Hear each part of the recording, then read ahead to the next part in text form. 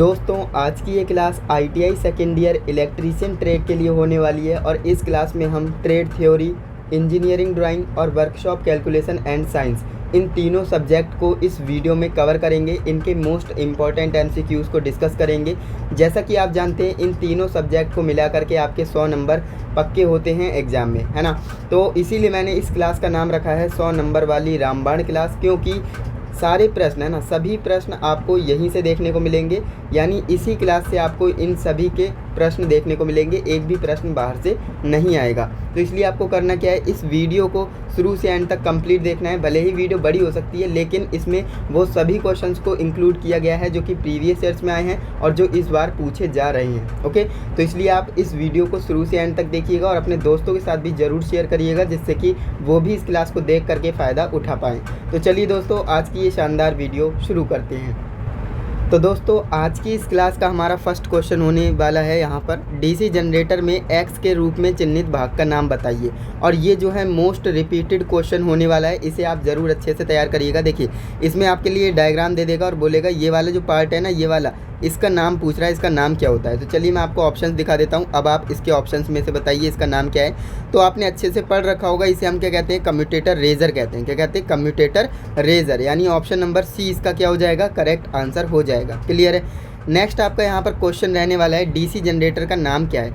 ये आपके सामने एक डीसी जनरेटर का डायग्राम दे दिया है, बोल रहा है कि इसका नाम बताइए क्या है। तो मैंने आपको एक सिंपल सी ट्रिक बताई थी कि यहाँ पर आपको एरो की डायरेक्शन देखनी होती है। यहाँ पर आप देखिए एरो की डायरेक्शन अपोजिट है ना, ये वाला एरो यहाँ पर जा रहा है और ये वाला एरो यहाँ पर, है ना, यानी अपोजिट है। और जब भी अपोजिट होता है तो हम यूज़ करते हैं डिफरेंशियल का, है ना, डिफरेंशियल का। लेकिन अगर इन एरो की डायरेक्शन सेम होती, मान लीजिए एक डायरेक्शन में होती है ना, सेम होती, या फिर इस डायरेक्शन में होती है ना, तो वो हो जाता कम्युलेटिव, है ना, क्या हो जाता, कम्युलेटिव हो जाता। तो याद रखेंगे यहाँ पर एरो की डायरेक्शन डिफरेंस है, इसलिए हम यहाँ पर क्या यूज़ में लेंगे, डिफरेंशियल। लेकिन अब यहाँ पर देखिए दो ऑप्शन तो हमने एलिमिनेट कर दिए, डिफरेंशियल दो ऑप्शन में है। अब ये शॉर्ट शंट है या लॉन्ग शंट है वो हमें पता लगाना है। तो मैंने इसकी भी ट्रिक आपको बताई थी कि जो लोड है ना, अगर दोनों जो आपकी शंट फील्ड और सीरीज फील्ड होता है उन दोनों से कनेक्ट है तो वो क्या हो जाएगा, लॉन्ग शंट हो जाएगा। अगर सिर्फ सीरीज से कनेक्ट है तो वो क्या हो जाएगा, शॉर्ट शंट हो जाएगा, है ना। तो यहाँ पर दोनों से कनेक्ट है लोड, है ना, तो ये क्या हो जाएगा, differential long shunt compound generator, है ना। तो ये आपका राइट आंसर हो जाएगा ऑप्शन नंबर ए। क्लियर है। हर एक क्वेश्चन को मैं बिल्कुल बारीकी से समझाऊंगा जिससे कि आपको सारे क्वेश्चन समझ में आएंगे। ओके, नेक्स्ट आपका क्वेश्चन है, डीसी जनरेटर में प्रेरित EMF की दिशा ज्ञात करने के लिए किस नियम का उपयोग करते हैं। तो याद रखिएगा, जहाँ पर डीसी जनरेटर की बात हो जाए ना, तो वहाँ पर आप नियम की बात हो, ध्यान से समझिएगा। अगर डीसी जनरेटर है और उसमें नियम पूछ रहा है तो हमेशा राइट हैंड रूल लगेगा। अब इसे कैसे याद कर सकते हैं, इसकी ट्रिक बता दीजिए। तो बता देता हूँ। जैसे मान लीजिए आप जनरेटर को आपको स्टार्ट करना है ना, जनरेटर को आपको स्टार्ट करना है, तो वहाँ पर जो आपको उसके हैंडल को घुमाना रहता है। अब आप किस हैंड से घुमाएंगे, बाएं हाथ से तो घुमाएंगे नहीं, सीधे हाथ से घुमाएंगे ना। तो सीधे हाथ यानी जो आपका राइट हैंड होता है ना, उससे आप जनरेटर को स्टार्ट करते हैं ना। तो इसलिए इसमें राइट हैंड रूल लगता है, फ्लेमिंग्स राइट हैंड रूल, यानी ऑप्शन नंबर डी हमारा राइट आंसर हो जाएगा। अगर यहाँ पर बोलता डीसी मोटर, है ना, मोटर की बात होती तो उसमें कौन सा नियम लगता है, तो उसमें लेफ्ट हैंड रूल लगता। क्लियर है, याद रखेंगे क्योंकि ये पूछे गए क्वेश्चन है। नेक्स्ट क्वेश्चन है, डीसी जनरेटर में उत्पन्न EMF की गणना करने का सूत्र बताइए, है ना। अब देखिए ये जो क्वेश्चन है ना, EMF उत्पन्न करने का फॉर्मूला ये आप याद रखेंगे क्या होता है, ZNP 5/60A। ये आपका फॉर्मूला होता है, ZNP 5/60A। अब ये देख लेंगे भाई किस ऑप्शन में, वही आपका राइट आंसर हो जाएगा। देखिए ZN है, 5 है, लेकिन P तो यहाँ पर है ही नहीं, तो ये तो कैंसिल हो जाएगा। ZN है, A भी, A ऊपर आ गया है ना, जबकि नीचे होता है तो ये भी गलत हो जाएगा। देखिए ZNP 5 भी है और 60 ये बिल्कुल करेक्ट आंसर हो जाएगा, क्योंकि ZNP ऊपर है ना, ZNP 5 ऊपर है और 60 और A नीचे है। बिल्कुल सही, ये आपका राइट आंसर हो जाएगा ऑप्शन नंबर सी। A3 का मतलब देखिए सी ऑप्शन है, कहीं आप कंफ्यूज हो रहे हो, है ना। नेक्स्ट आपका क्वेश्चन यहाँ पर आ चुका है, डीसी जनरेटर में एक्स से रूप में चिन्हित भाग का नाम बताइए। ये आपका डीसी जनरेटर का एक पार्ट है, कह रहा है कि इसमें जो ये वाला पार्ट है ना, इसका आपको नाम बताना है कि ये कौन सा पार्ट है। तो ये काफ़ी आसान क्वेश्चन है और पूछा गया क्वेश्चन है ना। तो इसे हम क्या कहते हैं, पोल शू कहते हैं। क्या कहते हैं, पोल शू कहते हैं। और आप जितना हो सके ना कमेंट में आंसर लिखा करें, क्योंकि उससे क्या होता है, आपको याद हो जाते हैं क्वेश्चन, है ना। तो पोल शू हमारा ऑप्शन नंबर डी में है, तो ऑप्शन नंबर डी हमारा करेक्ट आंसर हो जाएगा भैया। नेक्स्ट हमारा क्वेश्चन यहाँ पर आ चुका है, डीसी जनरेटर का नाम बता दीजिए क्या है ना। डीसी जनरेटर का नाम बताना है। अब इसे जो है आपको मैंने एक ट्रिक बताई थी, देखिए इसकी ट्रिक ये है, आपको ये बिल्कुल भी कनेक्ट नहीं लग रहा है। देखिए एक सर्किट आपका ये वाला हो गया, एक सर्किट ये हो गया। अब यहाँ पर आप ध्यान से देखेंगे ना तो यहाँ से ये बिल्कुल सेपरेट है, यानी अलग अलग है ना, कनेक्ट तो है नहीं। या ऐसा होता है ये वायर यहाँ से कनेक्ट होता है यहाँ से, ये बिल्कुल ही अलग है ना। ये अलग होता है तो उसे हम क्या कहते हैं, सेपरेट कहते हैं ना। दोनों सर्किट क्या है आपस में सेपरेट है, तो ये हो जाएगा सेपरेटली एक्साइटेड जनरेटर। क्या हो जाएगा, separately excited generator. Option number D आपका करेक्ट आंसर हो जाएगा। क्लियर है। अब देखिए नेक्स्ट हमारा क्वेश्चन है, जनरेटर द्वारा किस ऊर्जा को विद्युत ऊर्जा में परिवर्तित किया जाता है। अब भाई ये तो 4th 5th क्लास का बच्चा भी बता देगा, है ना, कि जो जनरेटर होता है वो किस ऊर्जा को किस ऊर्जा में परिवर्तित करता है। तो भाई मैकेनिकल एनर्जी को ही तो इलेक्ट्रिकल एनर्जी में कन्वर्ट करता है, तो ऑप्शन नंबर डी करेक्ट आ जाएगा, हो जाएगा आंसर, है ना। ये भी क्वेश्चन पूछा गया है, बहुत आसान क्वेश्चन था। नेक्स्ट क्वेश्चन है, डीसी जनरेटर फील्ड का नाम बताइए। ये आपकी फील्ड वाइंडिंग दे रखी है ना, फील्ड दे रखी है, तो इसका आपको नाम बताना है, डीसी जनरेटर फील्ड का नाम क्या है। तो इसमें भी वही रूल आपको लगाना है, एरो की डायरेक्शन, है ना। मैंने आपको बताया ना, अगर एरो की डायरेक्शन सेम है तो क्या आएगा, कॉम्युलेटिव, अगर डिफरेंट है तो डिफरेंशियल, है ना। तो देखिए ये एरो यहाँ पर जा रहा है, यहाँ से निकल रहा है, यानी यहाँ से इन हो रहा है और यहाँ से आउट हो रहा है। सेम यहाँ पर देखेंगे, यहाँ पर ये इन हो रहा है और यहाँ पर ये आउट हो रहा है, यानी कि क्या है, एरो की डायरेक्शन सेम है। तो हम क्या लेंगे यूज़ में, कम्युलेटिव, है ना। तो ये तो नहीं होंगे, कम्युलेटिव हमारा कहाँ पर है, कम्युलेटिव कंपाउंड जनरेटर, बिल्कुल सही। ऑप्शन नंबर डी हमारा राइट आंसर हो जाएगा, कम्युलेटिव कंपाउंड जनरेटर। इसके बाद नेक्स्ट हमारा क्वेश्चन है, डीसी जनरेटर का सिद्धांत क्या है। अब देखिए यहाँ पर मैक्सिमम स्टूडेंट्स गलती क्या करते हैं, डीसी जनरेटर आ गया, सिद्धांत आ गया, तो वो क्या करते क्या हैं, फैराडे का जो आपका फ्लेमिंग राइट हैंड रूल लगा देते हैं ना, जो कि आपने ध्यान से पढ़ा ही नहीं। इसमें कोई नियम नहीं पूछ रहा है, बल्कि पूछ रहा है डीसी जनरेटर का सिद्धांत क्या है, प्रिंसिपल क्या है ना। तो ध्यान से पढ़ा करें क्वेश्चंस को, क्योंकि यहाँ पर प्रिंसिपल पूछ रहा है। अगर नियम पूछता तो हमारा राइट हैंड रूल वाला सही हो जाता, लेकिन यहाँ पर सिद्धांत पूछ रहा है, यानी प्रिंसिपल पूछ रहा है, तो हमारा राइट आंसर क्या होगा, Faraday's law of electromagnetic induction, यानी फैराडे का विद्युत चुंबकीय प्रेरण का नियम। ऑप्शन नंबर डी हमारा करेक्ट आंसर होगा। ध्यान से समझ लीजिएगा क्वेश्चन, क्योंकि मैक्सिमम स्टूडेंट्स गलती करते हैं यहाँ पर। नेक्स्ट क्वेश्चन है, गतिशील रूप से प्रेरित ईएमएफ के लिए सूत्र क्या है, ये आपको बताना है। तो ये भी आपने पढ़ा होगा, क्या होता है, B L V sine theta. क्या होता है, B L V sine theta.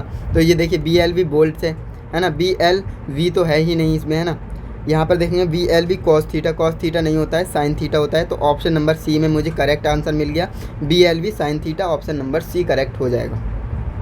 Next हमारा क्वेश्चन यहाँ पर आ चुका है, चुंबकीय क्षेत्र की दिशा ज्ञात करने के लिए किस नियम का उपयोग करते हैं। अब देखिए चुंबकीय क्षेत्र की बात कर रहा है ना, चुंबकीय क्षेत्र की दिशा ज्ञात करने के लिए हम किस नियम का यूज़ करते हैं वो हमें बताना है। अब यहाँ पर आप ध्यान से देखेंगे ना, तो यहाँ पर जनरेटर मेंशन करा ही नहीं है ना। तो यहाँ पर आप ध्यान से देखेंगे तो इसका राइट आंसर क्या होगा, राइट हैंड पाम रूल, जो दाहिने हाथ की हथेली का नियम होता है, हम उससे क्या ज्ञात करते हैं, चुंबकीय क्षेत्र की दिशा ज्ञात करते हैं ना। तो ऑप्शन नंबर बी हमारा क्या हो जाएगा, यहाँ पर करेक्ट आंसर हो जाएगा। इसके बाद हमारा नेक्स्ट क्वेश्चन आ चुका है, डीसी जनरेटर के भाग का नाम बताइए। यहाँ पर आपके लिए डायग्राम दे रखा है, इस वाले पार्ट का नाम पूछ रहा है कि इस डीसी जनरेटर का पार्ट का नाम क्या है, ये आपको बताना है ना। तो इसे आप अच्छे से जानते हैं भैया, क्या कहते हैं इसे, योक या फिर क्या कहते हैं, योक या फ्रेम, है ना, योक या फ्रेम इसे कहा जाता है। तो ऑप्शन नंबर क्या हो जाएगा, डी आपका राइट आंसर हो जाएगा, ऑप्शन नंबर डी। नेक्स्ट आपका क्वेश्चन आ चुका है, 4 पोल डीसी जनरेटर के डुप्लेक्स लैप बाइंडिंग के समांतर पथ की आपको संख्या बतानी है, यानी समांतर रास्तों की संख्या बतानी है। तो आपको मैंने अच्छे से बताया था, एक लैप बाइंडिंग होती है ना, यहाँ पर मैं लिख करके आपको बता देता हूँ, एक आपकी लैप बाइंडिंग होती है, दूसरी आपकी वेव बाइंडिंग होती है ना। तो यहाँ पर आप ध्यान से समझेंगे, लैप बाइंडिंग में क्या होता है, ए बराबर क्या होता है, पी होता है ना। और यहाँ पर वेव बाइंडिंग में क्या होता है, ए बराबर हमेशा 2 होता है ना। यानी इसमें क्या होता है, जो पोल की संख्या होती है वो समांतर पथ के बराबर होती है, इसमें समांतर पथ हमेशा 2 के बराबर होते हैं। तो यहाँ पर हमसे बोल रहा है लैप बाइंडिंग में, है ना, यानी इसमें। तो इसमें हमें कितने पोल दे रखे हैं, 4 पोल दे रखे हैं ना, 4 पोल दे रखे हैं। लेकिन यहाँ पर आप ध्यान से देखेंगे ना, एक मिनट, यहाँ पर ए ही आएगा। अब यहाँ पर 4 तो दे रखे हैं, लेकिन यहाँ पर एक और कंडीशन बोलिए, डुप्लेक्स। अब यहाँ पर देखिए सिम्प्लेक्स, डुप्लेक्स, ट्रिप्लेक्स, इस तरह से अगर बोलेगा, क्वाड्रप्लेक्स, तो यहाँ पर आपको ध्यान में रखना है, डुप्लेक्स का मतलब 2, है ना, ट्रिप्लेक्स का मतलब 3 और क्वाड्रप्लेक्स का मतलब 4, है ना, सिम्प्लेक्स का मतलब 1। तो ये आपको याद रखना है। तो यहाँ पर डुप्लेक्स बोला है, यानी कि 2 से मल्टीप्लाई करना है। तो अब रास्ते कितने आ गए, ए का मतलब होता है समांतर पथ, है ना, तो वो कितने आ जाएंगे, 8 आ जाएंगे, है ना। तो यहाँ पर इसका राइट आंसर क्या हो जाएगा, 8, यानी ऑप्शन नंबर सी, है ना। ऑप्शन नंबर सी में मुझे मिल रहा है, तो ऑप्शन नंबर सी मेरा राइट आंसर हो जाएगा। देखिए हर एक क्वेश्चन को मैं बिल्कुल अच्छे से समझाऊंगा जिससे कि आपको समझ में आएगा, है ना, भले ही टाइम ज़्यादा लगे। अब यहाँ पर आप ध्यान देखेंगे, नेक्स्ट हमारा क्वेश्चन है डीसी जनरेटर के भाग का नाम बताइए। ये डीसी जनरेटर का एक पार्ट है और इस पार्ट का नाम आपको बताना है, इस पार्ट का नाम क्या है। तो क्या ये साइड एंड प्लेट्स है, या पोल शू लेमिनेटेड है, या फिर कम्यूटेटर खंड है, या फिर आर्मेचर कोर लेमिनेशन है। तो बिल्कुल मैंने आपको बताया है ये क्या है, आर्मेचर कोर लेमिनेशन है। मैंने आपको बताया था ना, आर्मेचर कोर लेमिनेशन, यानी ऑप्शन नंबर डी हमारा क्या हो जाएगा, करेक्ट आंसर हो जाएगा भैया। नेक्स्ट हमारा क्वेश्चन है यहाँ पर, डीसी जनरेटर में इंटरपोल कैसे जुड़े होते हैं। तो ये क्वेश्चन बहुत ही हलवा है ना, मैंने बता रखा है, प्रीवियस वीडियोस में भी मैंने आपको बताया था। जो डीसी जनरेटर होता है ना, उसमें इंटरपोल कैसे जुड़े होते हैं, आर्मेचर के साथ श्रृंखला क्रम में, यानी in series with armature, armature के साथ केस में सीरीज में जुड़े होते हैं, है ना। तो ऑप्शन नंबर ए हमारा क्या हो जाएगा, करेक्ट आंसर हो जाएगा। नेक्स्ट हमारा क्वेश्चन है, किस वोल्टेज ड्रॉप को एक्सेस के रूप में दर्शाया गया है। तो यहाँ पर आप ध्यान से देखेंगे, यहाँ पर आपके दो क्वेश्चंस बनते हैं। दो क्वेश्चंस कौन से, पहला आपका ये वाला पार्ट पूछ सकता है, दूसरा आपसे ये वाला पार्ट भी पूछ सकता है। तो मैं आपको बता देता हूँ, ये ऊपर वाला पार्ट अगर पूछेगा तो वो क्या होता है, आर्मेचर रिएक्शन होता है ना, रिएक्शन, आर्मेचर रिएक्शन। अगर ये वाला पार्ट पूछ रहा है तो वो क्या हो जाएगा, आर्मेचर रेजिस्टेंस। ध्यान से सुनिएगा, आर्मेचर रेजिस्टेंस, नीचे वाला रेजिस्टेंस, ऊपर वाला रिएक्शन। ओके, तो याद रखेंगे, ऊपर वाला पूछा है यानी आर्मेचर रिएक्शन ड्रॉप है। तो देख लेते हैं कहाँ पर है, आर्मेचर रिएक्शन ड्रॉप मुझे ऑप्शन नंबर सी में मिला। ऑप्शन नंबर सी मेरा करेक्ट आंसर होगा। नेक्स्ट हमारा क्वेश्चन है, क्यों एक डीसी जनरेटर के आर्मेचर कोर को पटलित करते हैं, यानी लेमिनेटेड करते हैं, है ना। जो डीसी जनरेटर होते हैं उसके आर्मेचर को हम लेमिनेटेड क्यों करते हैं। तो भाई मैंने आपको बताया था, लेमिनेटेड हम इसलिए करते हैं जिससे कि एडी करंट को कम किया जा सके, है ना। तो एडी करंट को देखिए, reduce the eddy current loss, यानी भंवर धारा हानि को कम कर सके, है ना। तो ऑप्शन नंबर डी में मुझे मिल रहा है, option number D correct answer हो जाएगा। नेक्स्ट क्वेश्चन है, डीसी जनरेटर का आर्मेचर प्रतिरोध बहुत कम क्यों है। देखिए डीसी जनरेटर जो होता है ना, इसका हम आर्मेचर प्रतिरोध कम क्यों रखते हैं, इसका आपको आंसर बताना है। देखिए सिंपल सी बात है, अगर आप आर्मेचर प्रतिरोध कम रखेंगे तो वोल्टेज ड्रॉप कम होगा, है ना। आर्मेचर प्रतिरोध अगर आप कम करेंगे तो वोल्टेज ड्रॉप भी कम होगा, इसलिए हमारा क्या हो जाएगा, option number B correct answer हो जाएगा। आर्मेचर वोल्टेज ड्रॉप को कम करने के लिए हम आर्मेचर प्रतिरोध को कम रखते हैं। नेक्स्ट आपका क्वेश्चन है, डीसी जनरेटर को घड़ी की दिशा में ही क्यों चलाना चाहिए, यानी क्लॉक वाइज ही क्यों चलाते हैं हम चाहें तो एंटी क्लॉक वाइज भी चला सकते हैं। तो ऐसा क्यों नहीं करते, क्योंकि देखिए हम जो करते हैं ना, प्रोटेक्ट द रेजिडुअल मैग्नेटिज्म होता है, उसकी रक्षा करते हैं, यानी अवशिष्ट चुंबकत्व की रक्षा करने के लिए हम ऐसा करते हैं। ऑप्शन नंबर बी मेरा करेक्ट आंसर हो जाएगा। नेक्स्ट हमारा क्वेश्चन है, बड़े डीसी जनरेटर के घुमावदार क्षतिपूर्ति प्रदान क्यों की जाती है, यानी जो कंपनसेटिंग जो वाइंडिंग होती है वो हम क्यों प्रोवाइड करते हैं एक डीसी जनरेटर में। तो जैसा कि आपको पता होगा कि इसमें जो आपका आर्मेचर रिएक्शन होता है ना, आर्मेचर रिएक्शन, उसको हम कम करने के लिए, है ना, आर्मेचर प्रतिक्रिया को बेअसर करने के लिए हम ऐसा करते हैं। सो ऑप्शन नंबर क्या हो जाएगा, ऑप्शन नंबर सी यहाँ पर करेक्ट आंसर होगा। नेक्स्ट आपका क्वेश्चन है, डीसी जनरेटर में पोल शू का क्या उद्देश्य है। हम पोल शू क्यों लगाते हैं डीसी जनरेटर में, एयर गैप को कम करने के लिए, क्षेत्र की ताकत बढ़ाने के लिए, या फिर चुंबकीय हानि को कम करने के लिए, या फिर एयर गैप को समान रूप से फ्लक्स करने के लिए। तो बिल्कुल से हमारा ऑप्शन नंबर 4 ही यहाँ पर करेक्ट आंसर हो जाएगा, ऑप्शन नंबर डी, जो कि है एयर गैप में समान रूप से फ्लक्स को फैलाना, है ना। तो ऑप्शन नंबर डी यहाँ पर क्या हो जाएगा, करेक्ट आंसर हो जाएगा। नेक्स्ट हमारा यहाँ पर क्वेश्चन आ चुका है जो कि कह रहा है, डीसी जनरेटर में स्प्लिट रिंग का क्या कार्य होता है। स्प्लिट रिंग का काम क्या होता है, निरंतर वोल्टेज बनाए रखना, ब्रश और वोल्टेज ड्रॉप को कम करना, रेटेड को टर्मिनल वोल्टेज बढ़ाना, ये भी नहीं होता है। देखिए जो स्प्लिट रिंग का काम होता है ना, वो धारा को एक दिशा में क्या करता है भैया, एकत्रित करता है। ऑप्शन नंबर बी हमारा करेक्ट आंसर होगा, स्प्लिट रिंग का यही काम होता है। नेक्स्ट आपका क्वेश्चन यहाँ पर है, डीसी जनरेटर में ब्रश बनाने के लिए किस सामग्री का उपयोग करते हैं। तो भाई जो ब्रश होते हैं ना, ब्रश जनरेटर में जो ब्रश होते हैं, तो हम उसे किस से बनाते हैं, स्टील से बनाएंगे क्या, बिल्कुल नहीं, है ना। ढलवा लोहा, बिल्कुल नहीं। एल्युमिनियम और ग्रेफाइट, बिल्कुल नहीं। हम यूज़ करते हैं कार्बन और ग्रेफाइट का। किसका, या तो हम कार्बन का बनाते हैं या फिर ग्रेफाइट का बनाते हैं। तो ऑप्शन नंबर बी हमारा राइट आंसर हो जाएगा, कार्बन और ग्रेफाइट। नेक्स्ट हमारा क्वेश्चन है, डीसी जनरेटर में अपने अपशिष्ट चुंबकत्व क्यों हो रहा है, यानी एक डीसी जनरेटर है वो अपना अपशिष्ट चुंबकत्व यानी रेजिडुअल मैग्नेटिज्म क्या कर रहा है, खो रहा है, लॉस कर रहा है ना। तो ऐसा क्यों कर रहा है वो, तो रोटेशन की दिशा अक्सर बदलती, देखिए रोटेशन की दिशा अगर आप बदलेंगे तभी वो अपना अवशिष्ट चुंबकत्व खोएगा। तो ऑप्शन नंबर डी आपका करेक्ट आंसर हो जाएगा। ये क्वेश्चन मैंने अभी आपको एक्सप्लेन किया था, है ना। नेक्स्ट आपका क्वेश्चन है, लंबी दूरी की वितरण लाइनों के लिए किस प्रकार के डीसी जनरेटर का यूज़ किया जाता है। देखिए लंबी दूरी की बात करेंगे ना, लंबी दूरी के लिए जो वितरण लाइन के लिए हम डीसी जनरेटर का यूज़ करते हैं तो वो कौन सा है, वो आपका कम्युलेटिव कंपाउंड जनरेटर होता है। कौन सा, कम्युलेटिव कंपाउंड जनरेटर, यानी ऑप्शन नंबर डी हमारा करेक्ट आंसर हो जाएगा। इसके बाद हमारा नेक्स्ट क्वेश्चन देख लेते हैं। तो नेक्स्ट हमारा क्वेश्चन है, आर्क वेल्डिंग के लिए किस प्रकार के डीसी जनरेटर का उपयोग किया जाता है। देखिए जो आर्क वेल्डिंग होता है ना, तो उसके लिए हम कौन से जनरेटर का यूज़ करते हैं, तो याद रखेंगे विभेदक यौगिक जनरेटर यानी differential compound generator. Option number C हमारा करेक्ट आंसर हो जाएगा। शंट, सीरीज और कॉम्युलेटिव मत लगा देना, गलत हो जाएगा आंसर, है ना। नेक्स्ट आपका क्वेश्चन है यहाँ पर, डीसी जनरेटर में तरंग वाइंडिंग की विशेषता क्या है। तो यहाँ पर आपको मैंने अभी आपको बताया था, जो हमारी वाइंडिंग होती है दो तरह की होती है, एक आपकी लैप वाइंडिंग होती है, दूसरी आपकी वेव वाइंडिंग होती है। कंडीशन मैंने बताई थी, यहाँ पर ए बराबर पी होता है, यानी समांतर रास्तों की संख्या पोल के बराबर होती है, और यहाँ पर ए बराबर हमेशा 2 होता है। एक और चीज़ आपको याद रखना है कि यहाँ पर जो है, यहाँ पर लो वोल्टेज होता है और हाई करंट होता है, और यहाँ पर क्या होता है, यहाँ पर उल्टा हो जाएगा, यानी लो करंट हो जाएगा और हाई क्या हो जाएगा, वोल्टेज हो जाएगा। तो इसे भी आपको याद रखना है, क्योंकि यहीं से क्वेश्चन ये वाला पूछा गया है। तो यहाँ पर देखिए हमसे बोल रहा था कि जो तरंग वाइंडिंग होती है यानी वेव बाइंडिंग, है ना, वेव बाइंडिंग की क्या विशेषता है। तो यहाँ पर ऑप्शन हमें दे रखे हैं। तो वेव बाइंडिंग में क्या होता है, लो करंट होता है और हाई वोल्टेज होता है। देखिए लो करंट हाई वोल्टेज, यानी ऑप्शन नंबर सी हमारा क्या हो जाएगा, करेक्ट आंसर हो जाएगा। अगर यहाँ पर बोलता लैप बाइंडिंग के लिए, तो हमारा लो वोल्टेज और हाई करंट, यानी कहाँ पर ऑप्शन, यहाँ पर लो वोल्टेज और हाई करंट ऑप्शन नहीं दिया है, लेकिन अगर यहाँ पर लैप बाइंडिंग बोलता तो ऑप्शन देता और वही आपका राइट आंसर हो जाता। क्लियर है, चलिए आगे बढ़ते हैं। नेक्स्ट आपका देख लेते हैं कौन सा क्वेश्चन है। तो नेक्स्ट हमारा क्वेश्चन यहाँ पर प्रकट हो चुका है, डीसी जनरेटर में कम्यूटेटर संयोजन के लिए प्रयुक्त प्रतिरोध का नाम बताइए क्या है ना। ये जो प्रतिरोध है इसका नाम आपको बताना है, क्या नाम है ना। तो ऑप्शंस आपको दिखा देते हैं, नियत वोल्टेज बनाए रखना, शून्य स्थैतिक रूप में प्रेरित ईएमएफ, या फिर स्थैतिक रूप में प्रेरित ईएमएफ, या फिर धारा की दिशा आसानी से पलटना। तो देखिए इसमें जो आपकी प्रयुक्त जो प्रतिरोध तार है ना, उसका उद्देश्य ये है कि हम धारा की दिशा आसानी से पलट सकें, है ना। तो ऑप्शन नंबर डी हमारा क्या हो जाएगा, राइट आंसर हो जाएगा।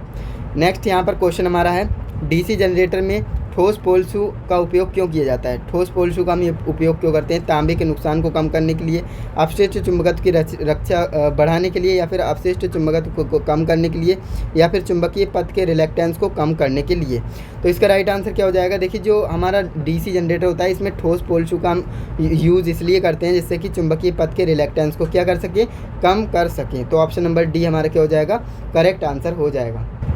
चलिए नेक्स्ट क्वेश्चन देखते हैं। तो नेक्स्ट हमारा क्वेश्चन यहाँ पर आ चुका है, बड़ी क्षमता वाले डीसी जनरेटर के योग को बनाने के लिए हम किस धातु का यूज़ करते हैं। तो याद रखिएगा जो बड़ी क्षमता वाले डीसी जनरेटर की बात करेगा ना, तो हम किसका यूज़ करते हैं, रोल्ड स्टील का यूज़ करते हैं। किसका, रोल्ड स्टील का यूज़ करते हैं। तो ऑप्शन नंबर डी यहाँ पर क्या हो जाएगा, करेक्ट आंसर हो जाएगा। नेक्स्ट हमारा यहाँ पर क्वेश्चन है, डीसी जनरेटर में किस प्रकार की वोल्टेज जो गति रूप से प्रेरित होती है। डीसी जनरेटर में किस प्रकार की वोल्टेज, तो वो अल्टरनेटिंग वोल्टेज होती है। कौन सी, अल्टरनेटिंग वोल्टेज यानी प्रत्यावर्ती वोल्टेज। तो ऑप्शन नंबर सी यहाँ पर क्या हो जाएगा, करेक्ट आंसर हो जाएगा।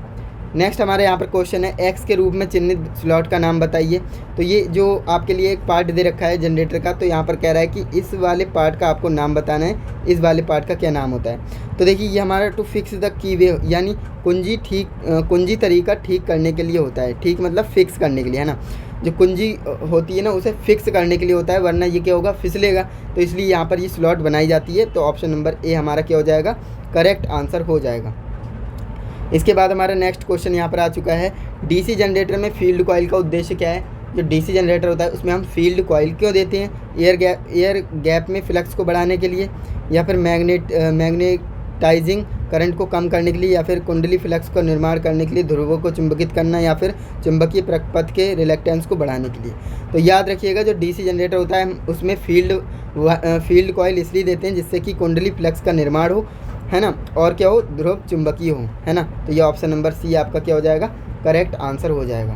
क्लियर है। नेक्स्ट आपका यहाँ पर क्वेश्चन आ चुका है, बड़े डीसी जनरेटर मशीनों में पोल कोर बनाने के लिए किस धातु का उपयोग किया जाता है? तो ये भी आप याद रखेंगे। देखिए, अगर बात करेगा योक को बनाने के लिए तो हमारा रोल्ड स्टील होगा, लेकिन अगर बात करेगा बड़े डीसी जनरेटर के मशीनों के पोल कोर को बनाने के लिए किस धातु का स्टील यूज़ किया जाता है, तो वो क्या हो जाएगा? Option number C, cast steel, है ना। ऑप्शन नंबर सी आपका करेक्ट माना जाएगा, कास्ट स्टील।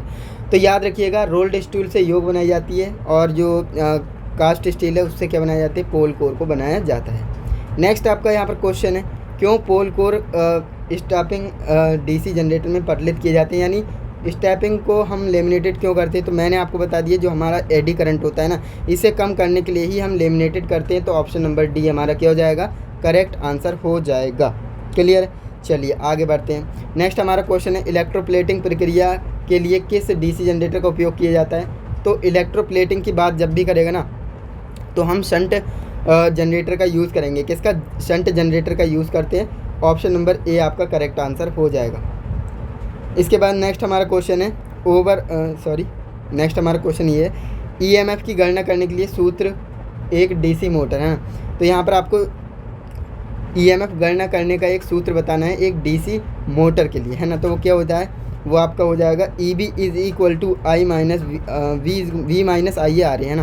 तो यहाँ पर ही मुझे दिख रहा है ऑप्शन नंबर सी में, है ना। बिल्कुल सही, ऑप्शन नंबर सी ही करेक्ट आंसर हो जाएगा। क्या होता है? EB is equal to V minus IA into RA, ये हमारा फॉर्मूला होता है, याद रख लेना। नेक्स्ट हमारा क्वेश्चन है यहाँ पर, आर्मेचर वाइंडिंग प्रतिरोध को मापने के लिए किस उपकरण का उपयोग करते हैं? आर्मेचर वाइंडिंग के प्रतिरोध को अगर आपको मापना है ना, तो आप किस उपकरण का उपयोग करेंगे वो आपको बताना है। तो याद रखना, मेगर का हम यूज़ नहीं करते, वो हम तार के इंसुलेशन का यूज़ करने के लिए करते हैं। मल्टीमीटर का भी नहीं कर सकते, सीरीज टाइप ओम मीटर का भी नहीं। केल्विन ब्रिज का हम यूज़ करते हैं। किसका? केल्विन ब्रिज का यूज़ करते हैं। तो ऑप्शन नंबर डी हमारा राइट आंसर हो जाएगा। तो यहाँ पर हमारा नेक्स्ट क्वेश्चन है, शॉर्ट और ओपन सर्किट के लिए आर्मेचर वाइंडिंग परीक्षण करने के लिए किस उपकरण का उपयोग किया जाता है? तो ये क्वेश्चंस भी आपसे पूछा जा सकता है, याद रखेंगे। देखिए, जब आपसे पूछेगा ओपन और शॉर्ट सर्किट के लिए, है ना, तो वो हम किस उपकरण का यूज़ करते हैं? हम एक्सटर्नल ग्राउलर का यूज़ करते हैं, है ना। दो तरह के ग्राउलर होते हैं, एक्सटर्नल और इंटरनल। याद रखिएगा, अगर यहाँ पर रोटर की बात करेगा तो एक्सटर्नल, अगर स्टेटर की बात करेगा तो इंटरनल होगा। ओके, फिलहाल में आपका right answer option number C है, इसे आप याद रखिएगा। नेक्स्ट आपका कुछ पूछा गया क्वेश्चन है और बहुत बार पूछा गया ये क्वेश्चन, डीसी मोटर की गति नियंत्रण करने के लिए का क्या नाम है? इस विधि का क्या नाम है वो आपको बताना है। तो जैसा कि आपको दिख रहा है, ये हमारा क्या है? ये हमारा आर्मेचर है और ये किसके साथ जुड़ा है? यहाँ पर ये हमारा जो एक रेजिस्टेंस है, वेरिएबल रेजिस्टेंस, इसके साथ यहाँ पर जुड़ा है। और ये क्या कर रहा है? आर्मेचर डाइवर्ट कर रहा है ना। तो आर्मेचर डाइवर्टर मेथड होगा ये, आर्मेचर डाइवर्टर मेथड, है ना। तो ऑप्शन नंबर डी हमारा यहाँ पर क्या हो जाएगा? करेक्ट आंसर होगा। नेक्स्ट हमारा क्वेश्चन है, डीसी फील्ड कॉइल के लिए किस वाइंडिंग तार का उपयोग करते हैं? डीसी फील्ड वाइंडिंग के लिए हम किस तार का यूज़ करते हैं वो हमें बताना है। तो हम जो है सुपर इनेबल्ड तांबे के तार का यूज़ करते हैं, सुपर इनेबल्ड तांबे के तार का यूज़ करते हैं। तो ऑप्शन नंबर ए हमारा राइट आंसर हो जाएगा। अब अगर देखिए सबमर्सिबल वगैरह की बात करता है ना, जो सबमर्सिबल या पानी की मोटर होती है, तो उसमें हम बाइंडिंग करने के लिए किस तार का यूज़ करते हैं? तो याद रखिएगा, उसमें हम PVC कवर्ड कॉपर वायर का यूज़ करते हैं। फिलहाल इसका राइट आंसर ऑप्शन नंबर ए लगा करके आइएगा। ओके, नेक्स्ट हमारा क्वेश्चन देख लेते हैं। नेक्स्ट क्वेश्चन है, डीसी मोटर की गति की गणना करने के लिए किस सूत्र का उपयोग किया जाता है? तो याद रखेंगे, इसका राइट आंसर क्या होगा? देखिए, जो फाई है ना, फाई नीचे होगा, ऊपर नहीं होगा। तो यहाँ पर देखिए फाई ऊपर दे रखा है, ये नहीं होगा। फाई ऊपर दे रखा है, ये भी नहीं होगा। फाई यहाँ पर भी ऊपर दे रखा है, ये भी नहीं होगा। तो ये आपका राइट आंसर होगा, फाई नीचे होता है, यानी N is equal to EB upon phi, ये आपका राइट आंसर हो जाएगा। ये फॉर्मूला होता है किसका? डीसी मोटर की गति की गणना करने का। ओके, सो ऑप्शन नंबर ए आपका क्या हो जाएगा? राइट आंसर हो जाएगा। इसके बाद हमारा नेक्स्ट क्वेश्चन है, डीसी मोटर में आर्मेचर के घूमने की दिशा ज्ञात करने का नियम निर्धारित किया गया है। तो आपको बताना है। देखिए, डीसी मोटर की बात कर रहा है और यहाँ पर नियम की बात कर रहा है ना। तो याद रखिएगा, मैंने आपको बताया था फ्लेमिंग के बाएं हाथ का नियम, है ना। तो बाएं हाथ का नियम कहाँ पर है? फ्लेमिंग के बाएं हाथ का नियम, यानी फ्लेमिंग से left hand rule. Option number C हमारा करेक्ट आंसर हो जाएगा। नेक्स्ट हमारा क्वेश्चन है, डीसी मोटर का नाम क्या है? ये डीसी मोटर का एक सर्किट दे रखा है, इसका नाम बताना है। मैंने आपको बताया था, अगर आर्मेचर के शंट में, है ना, यानी पैरेलल में कोई वाइंडिंग है लगी हुई, तो उसे हम शंट कहते हैं, है ना। तो डीसी शंट मोटर यहाँ पर राइट आंसर हो जाएगा, ऑप्शन नंबर ए। अगर यहाँ पर ये सीरीज में होता है ना, सीरीज़ में होता तो ये आर्मेचर डीसी सीरीज़ मोटर हो जाता है ना। फिलहाल आपका ऑप्शन नंबर ए राइट आंसर है, डीसी शंट मोटर। आगे इससे रिलेटेड क्वेश्चंस आएंगे, टेंशन बिल्कुल भी मत लीजिएगा।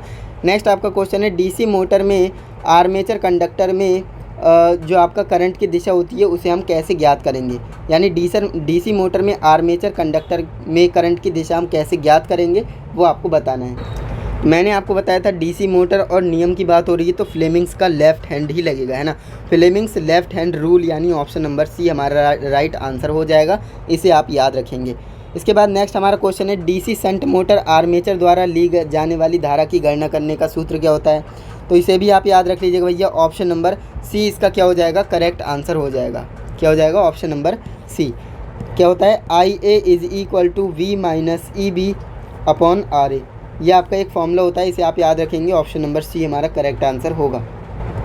चलिए इसके बाद नेक्स्ट क्वेश्चन देख लेते हैं। नेक्स्ट हमारा क्वेश्चन है, डीसी मोटर के प्रकार का नाम बताइए। देखिए क्वेश्चन यहाँ पर आ चुका है, मैंने आपको बताया था। यह हमारा लोड है ना। लोड यहाँ पर देखिए इस सीरीज़ के थ्रू यहाँ पर क्या जा रहा है, आर्मेचर में जा रहा है ना। यानी आर्मेचर के सीरीज़ में भी है और पैरेलल में भी एक वाइंडिंग है, यानी ये कंपाउंड तो है ना, ये कंपाउंड तो है। तो यहाँ पर ये नहीं होगा, ये नहीं होगा, है ना। तो कंपाउंड इसमें भी है, इसमें भी है, यानी कंपाउंड तो है। अब लड़ाई इस बात की है कि ये शॉर्ट है या फिर लॉन्ग है। यहाँ पर आपको बताया ना शॉर्ट शंट और लॉन्ग शंट। तो शॉर्ट शंट और लॉन्ग शंट मैंने आपको बताया था, अगर ये वाइंडिंग यहाँ से ना कनेक्ट होकर यहाँ पर होती तो ये क्या हो जाता, लॉन्ग शंट हो जाता है ना। लेकिन अभी आपको कैसा दिख रहा है, छोटा दिख रहा है ना, इसलिए शॉर्ट शंट हो जाएगा। क्या हो जाएगा, शॉर्ट शंट हो जाएगा। क्लियर है। तो यहाँ पर आपका answer option number D correct होगा, short shunt compound motor. Next आपका क्वेश्चन है, डीसी मोटर में ईएमएफ की गणना करने का सूत्र क्या है। तो डीसी मोटर में ईएमएफ की गणना करने का सूत्र पूछ रहा है ना, तो इसमें क्या आपका राइट आंसर हो जाएगा। तो मैंने आपको बता रखा है क्या होता है, EB is equal to ZNP phi upon 60A। अब आपको ये वाला देख लेना भैया कहाँ पर है ना। तो ZNP है लेकिन फाई नहीं है, जेड ही नहीं है इसमें, तो है ना ZNP फाई अपॉन 60A। ये बिल्कुल करेक्ट आंसर है, ऑप्शन नंबर सी, है ना। ऑप्शन नंबर सी आप करेक्ट आंसर लगाएंगे। नेक्स्ट आपका यहाँ पर क्वेश्चन है, उपकरण का नाम आपको बताना है, ये कौन सा उपकरण है। तो देखिए जब भी आपको एम के तरह यहाँ पर कोई उपकरण दिखे वो आपका एक्सटर्नल ग्राउलर होता है। क्या होता है भैया, एक्सटर्नल ग्राउलर होता है। तो ऑप्शन नंबर डी हमारा क्या हो जाएगा, करेक्ट आंसर हो जाएगा। नेक्स्ट क्वेश्चन है, यदि कॉइल पिच पोल पिच से कम है तो वाइंडिंग का नाम क्या होगा। देखिए कॉइल पिच क्या होगा, पोल पिच से कम है तो ये फुल पिच तो होगी नहीं, हाफ पिच भी नहीं होगी, लॉन्ग पिच भी नहीं होगी, शॉर्ट कोर्डेड वाइंडिंग। देखिए अगर यहाँ पर बात करेगा जो कॉइल पिच है वो पोल पिच से कम है तो क्या हो जाएगा, शॉर्ट कोर्डेड वाइंडिंग। अगर कहेगा कि कॉइल पिच पोल पिच से अधिक है तो क्या हो जाएगा, लॉन्ग कोर्डेड वाइंडिंग, है ना। अगर कहेगा बराबर है तो यूनिट हो जाएगा, है ना। तो अभी आपका राइट आंसर क्या है, option number D, short chorded winding. Next आपका क्वेश्चन है, डीसी 4 पॉइंट स्टार्टर में होल्डिंग कॉइल से जुड़े श्रेणी प्रतिरोध का उद्देश्य क्या है। जो होल्डिंग कॉइल में श्रेणी में हम प्रतिरोध जोड़ते हैं उसका क्या फ़ायदा है, उसको हम क्यों लगाते हैं। होल्डिंग कॉइल को करंट सीमित करे या फिर होल्डिंग कॉइल के करंट को बढ़ाए या फिर कॉइल को पकड़ने के लिए वोल्टेज या फिर कॉइल को वोल्टेज कम करें। तो इसका राइट आंसर क्या हो जाएगा। तो देखिए जो डीसी 4 पॉइंट स्टार्टर होता है इसमें हम होल्डिंग कॉइल के श्रेणी क्रम में एक प्रतिरोध इसलिए लगाते हैं जिससे कि होल्डिंग जो कुंडली होती है इसमें करंट को वो लिमिटेड कर सके, सीमित कर सके। तो ऑप्शन नंबर ए हमारा क्या हो जाएगा, करेक्ट आंसर हो जाएगा। नेक्स्ट आपका यहाँ पर क्वेश्चन है, नेक्स्ट क्वेश्चन है, डीसी सीरीज मोटर की गति नियंत्रण विधि का नाम उपयोग इलेक्ट्रिकल ट्रेन में क्यों किया जाता है। यानी जो डीसी सीरीज मोटर है इसकी गति नियंत्रण विधि उपयोग जो इलेक्ट्रिकल ट्रेन में उसमें लिए किया यहाँ यानी इलेक्ट्रिकल ट्रेन के लिए किया जाता है। तो कौन सी विधि है वो आपको बताना है ना। कंफ्यूज मत होना, क्वेश्चन कुछ इस तरह से पूछ रहा है कि डीसी सीरीज मोटर में जो गति नियंत्रण विधि है ना वो इलेक्ट्रिकल ट्रेन में कौन सी विधि यूज़ में ली जाती है, तो वो आपको बताना है। तो यहाँ पर हमारे देखिए फील्ड टैपिंग मेथड तो होगा नहीं, आर्मेचर डाइवर्टर मेथड भी नहीं होगा, सप्लाई वोल्टेज कंट्रोल मेथड भी नहीं होगा, फील्ड डाइवर्टर मेथड इसका राइट आंसर हो जाएगा, ऑप्शन नंबर ए, फील्ड डाइवर्टर मेथड। नेक्स्ट आपका यहाँ पर क्वेश्चन है जो कि है, उद्योगों में डीसी मोटर को शुरू करने के लिए स्टार्टर क्यों आवश्यक है ना। हम जो है जो इंडस्ट्रीज होती हैं उसमें डीसी मोटर को शुरू करने के लिए हम स्टार्टर क्यों लगाते हैं, तो ये आपको बताना है। क्या ये क्षेत्र वोल्टेज को विनियमित करता है, या फिर आर्मेचर करंट को कम करता है, या फिर आर्मेचर प्रतिक्रिया को कम करता है, या फिर मोटर को सुचारू रूप से चलाता है। तो देखिए जो मोटर्स होती है ना, उसमें हाई करंट जाएगा तो मोटर ऑब्वियसली ख़राब हो जाएगी, है ना। तो इसलिए आर्मेचर करंट को कम करने के लिए हम जो है स्टार्टर का यूज़ करते हैं। ऑप्शन नंबर बी हमारा क्या हो जाएगा, करेक्ट आंसर हो जाएगा, यानी आर्मेचर करंट को कम करने के लिए। नेक्स्ट आपका क्वेश्चन है, कौन सी कुचालक सामग्री क्लास बी के कुचालक में आती है ना। क्लास बी में कौन सी आती है, तो वो आपको बताना है। कॉटन, बैम्बू, फाइबर ग्लास या फिर लेदरॉइड पेपर। तो याद रखेंगे फाइबर ग्लास आती है। क्या आती है, फाइबर ग्लास आती है। ऑप्शन नंबर सी आपका करेक्ट आंसर हो जाएगा। इसके बाद हमारा नेक्स्ट क्वेश्चन है कुछ इस तरह से, श्रेणी एफ इंसुलेशन का तापमान क्या होता है। तो याद रखिएगा श्रेणी एफ का बहुत बार पूछा गया है और इसका होता है 155 डिग्री सेल्सियस, है ना। तो कहाँ पर है, ऑप्शन नंबर डी में है 155 डिग्री सेल्सियस, यानी ऑप्शन नंबर डी हमारा क्या हो जाएगा, करेक्ट आंसर हो जाएगा। नेक्स्ट हमारा क्वेश्चन है, नियंत्रण गति ड्राइव के लिए किस प्रकार की डीसी मोटर का यूज़ करते हैं। यानी निरंतर गति ड्राइव के लिए, है ना, कांस्टेंट स्पीड के लिए हम किस मोटर का यूज़ करते हैं वो आपको बताना है। देखिए इलेक्ट्रोप्लेटिंग की बात करें या निरंतर गति या कांस्टेंट स्पीड की बात करें, आपका right answer DC shunt motor ही होगा। याद रखेंगे क्योंकि ये क्वेश्चन पूछा गया है ना। ऑप्शन नंबर बी हमारा करेक्ट आंसर हो जाएगा, डीसी शंट मोटर। इलेक्ट्रोप्लेटिंग में भी डीसी शंट मोटर का ही यूज़ किया जाता है। नेक्स्ट आपका क्वेश्चन है, कौन सी DC motor heavy starting torque और हाई रेट एक्सेलरेशन जॉब के लिए उपयुक्त है, यह आपको बताना है। यानी कौन सी डीसी मोटर जो हैवी स्टार्टिंग टॉर्क और हाई रेट एक्सेलरेशन जॉब्स के लिए बनाई जाती है, तो वो आपका डीसी सीरीज मोटर होती है। कौन सी डीसी सीरीज मोटर होती है, शंट और डिफरेंशियल कम्युलेटिव ये नहीं होगा। ऑप्शन नंबर ए आपका क्या होगा, करेक्ट आंसर हो जाएगा, डीसी सीरीज मोटर। नेक्स्ट आपका यहाँ पर क्वेश्चन है, डीसी मोटर में संचालित करने के लिए आर्मेचर सर्किट में कार्बन कंपोजिशन ब्रश को लगाने की क्या आवश्यकता है, ब्रश की क्यों आवश्यकता है, ये आपको बताना है। प्रारंभिक बल आघूर्ण को बढ़ाता है, या फिर आर्मेचर प्रतिक्रिया से बचाता है, या फिर गति भारण से आर्मेचर को रक्षा करता है, या फिर कम्यूटेटर खंड में स्पार्किंग कम करता है। तो इसका राइट आंसर क्या होगा, ऑप्शन नंबर बी आपका क्या हो जाएगा, करेक्ट आंसर हो जाएगा, ऑप्शन नंबर डी, जो कि आपसे क्या कह रहा है, कम्यूटेटर खंड में स्पार्किंग कम कर देता है ना, स्पार्क कम कर देता है। नेक्स्ट आपके यहाँ पर क्वेश्चन है, आर्मेचर को संतुलित करने के लिए हम सबसे प्रभावशाली तरीका कौन सा है। आर्मेचर को संतुलित करने के लिए प्रभावशाली तरीका यहाँ पर हमें बताना है कौन सा है। स्थैतिक संतुलन, गतिशील संतुलन, या फिर कंपाउंड संतुलन, या फिर सीसा भार संतुलन। तो यहाँ पर इसका राइट आंसर क्या हो जाएगा। तो देखिए इसमें हमसे बोल क्या रहा है, सबसे प्रभावी तरीका कौन सा है आर्मेचर को संतुलन करने का, तो वो क्या होता है, डायनामिक बैलेंसिंग होता है, यानी गतिशील संतुलन होता है। ऑप्शन नंबर बी हमारा क्या हो जाएगा, करेक्ट आंसर हो जाएगा। इसके बाद हमारा नेक्स्ट यहाँ पर क्वेश्चन है, डीसी स्टार्टर्स के प्रतिरोध को शुरू करने के लिए किस सामग्री का उपयोग करते हैं। तो डीसी स्टार्टर्स के जो प्रतिरोध होते हैं उन्हें हम स्टार्टर का शुरू करने के लिए हम यूरेका का यूज़ करते हैं। किसका, यूरेका का यूज़ करते हैं। ऑप्शन नंबर ए यहाँ पर क्या होगा, करेक्ट आंसर हो जाएगा। नेक्स्ट आपका यहाँ पर क्वेश्चन आ चुका है, किस प्रकार की आर्मेचर वाइंडिंग चित्रण किया गया है। ये वाइंडिंग किस प्रकार की है वो आपको बताना है। क्या ये डुप्लेक्स लैप बाइंडिंग है, क्या ये ट्रिप्लेक्स लैप बाइंडिंग है, या फिर सिंप्लेक्स है, या फिर क्वाड्रप्लेक्स है। तो याद रखेंगे ये हमारी डुप्लेक्स लैप बाइंडिंग है। कौन सी है, डुप्लेक्स लैप बाइंडिंग है, यानी ऑप्शन नंबर ए यहाँ पर क्या है, करेक्ट आंसर है, ऑप्शन नंबर ए। नेक्स्ट यहाँ पर क्वेश्चन आ चुका है, आर्मेचर के लिए कौन सा ग्राउलर परीक्षण चित्रित किया गया है, ये आपको बताना है। ये आपके पास डायग्राम है, इसमें आपको बताना है ये कौन सा टेस्ट हो रहा है। इसमें ये ग्राउंडेड टेस्ट हो रहा है, या ओपन सर्किट टेस्ट हो रहा है, या शॉर्टेड कम्यूटेटर टेस्ट हो रहा है। तो ये हमारा राइट आंसर क्या होगा, शॉर्टेड कॉइल टेस्ट। देखिए अगर यहाँ पर जो तो दोस्तों यहाँ पर आपको एक बात याद रखना है कि जो हमारा एक्सटर्नल ग्राउलर है ना, इस तरह से एक्सटर्नल ग्राउलर है, उसके ऊपर स्टार्टर रखा होगा, है ना, सॉरी रोटर रखा होगा। अब रोटर के ऊपर अगर हैक्सो इस तरह से रखी हुई है ना, तब वो सॉर्टेड जाएगा, है ना। और मैंने यही चीज़ नोटिस नहीं की थी, यहाँ पर देखिए मैंने सॉर्टेड बताया था, लेकिन सॉर्टेड नहीं है क्योंकि यहाँ पर हेक्सा नहीं है। अगर यहाँ पर हेक्सा इस तरह से रखी हुई होती ऊपर, है ना, तो ये सॉर्टेड जाता, लेकिन अगर हेक्सा नहीं है तो ओपन कॉइल टेस्ट जाएगा। ओके, इसे करेक्ट कर लेना। ऑप्शन नंबर ए हमारा राइट आंसर होगा, ओपन कॉइल टेस्ट। लेकिन यहाँ पर आपको ध्यान ये देना है, अगर जो हेक्सा रखा हुआ है तो वो आपका सॉर्टेड कॉइल टेस्ट जाएगा। ओके, और हेक्सा रखने का क्या मीनिंग होता है, अगर हेक्सा रखेंगे तो वो कंपन करने लगता है, जिससे हमें पता लग जाता है कि कहाँ पर शॉर्ट है ना। तो इसे आपको याद रखना है। नेक्स्ट आपका क्वेश्चन है कम्यूटेटर क्यों तेज चमक उत्पन्न करता है, यानी कम्यूटेटर क्यों स्पार्किंग करता है ना, हैविली स्पार्किंग। तो यहाँ पर आपको ये बताना है कि जो कम्यूटेटर वो तेज़ चमक क्यों करता है। ब्रश की गलत स्थिति, या फिर गलत फील्ड कनेक्शन, या फिर घूर्णन की दिशा गलत है, या फिर गलत आर्मेचर कनेक्शन। तो देखिए ऐसा तभी होता है जब हम ब्रश की गलत सेटिंग कर लेते हैं। अगर आपने ब्रश की इनकरेक्ट सेटिंग कर रखी है, पोजीशन गलत है उसकी, है ना, तो वो आपका स्पार्किंग करेगा। तो ऑप्शन नंबर ए आपका राइट आंसर हो जाएगा।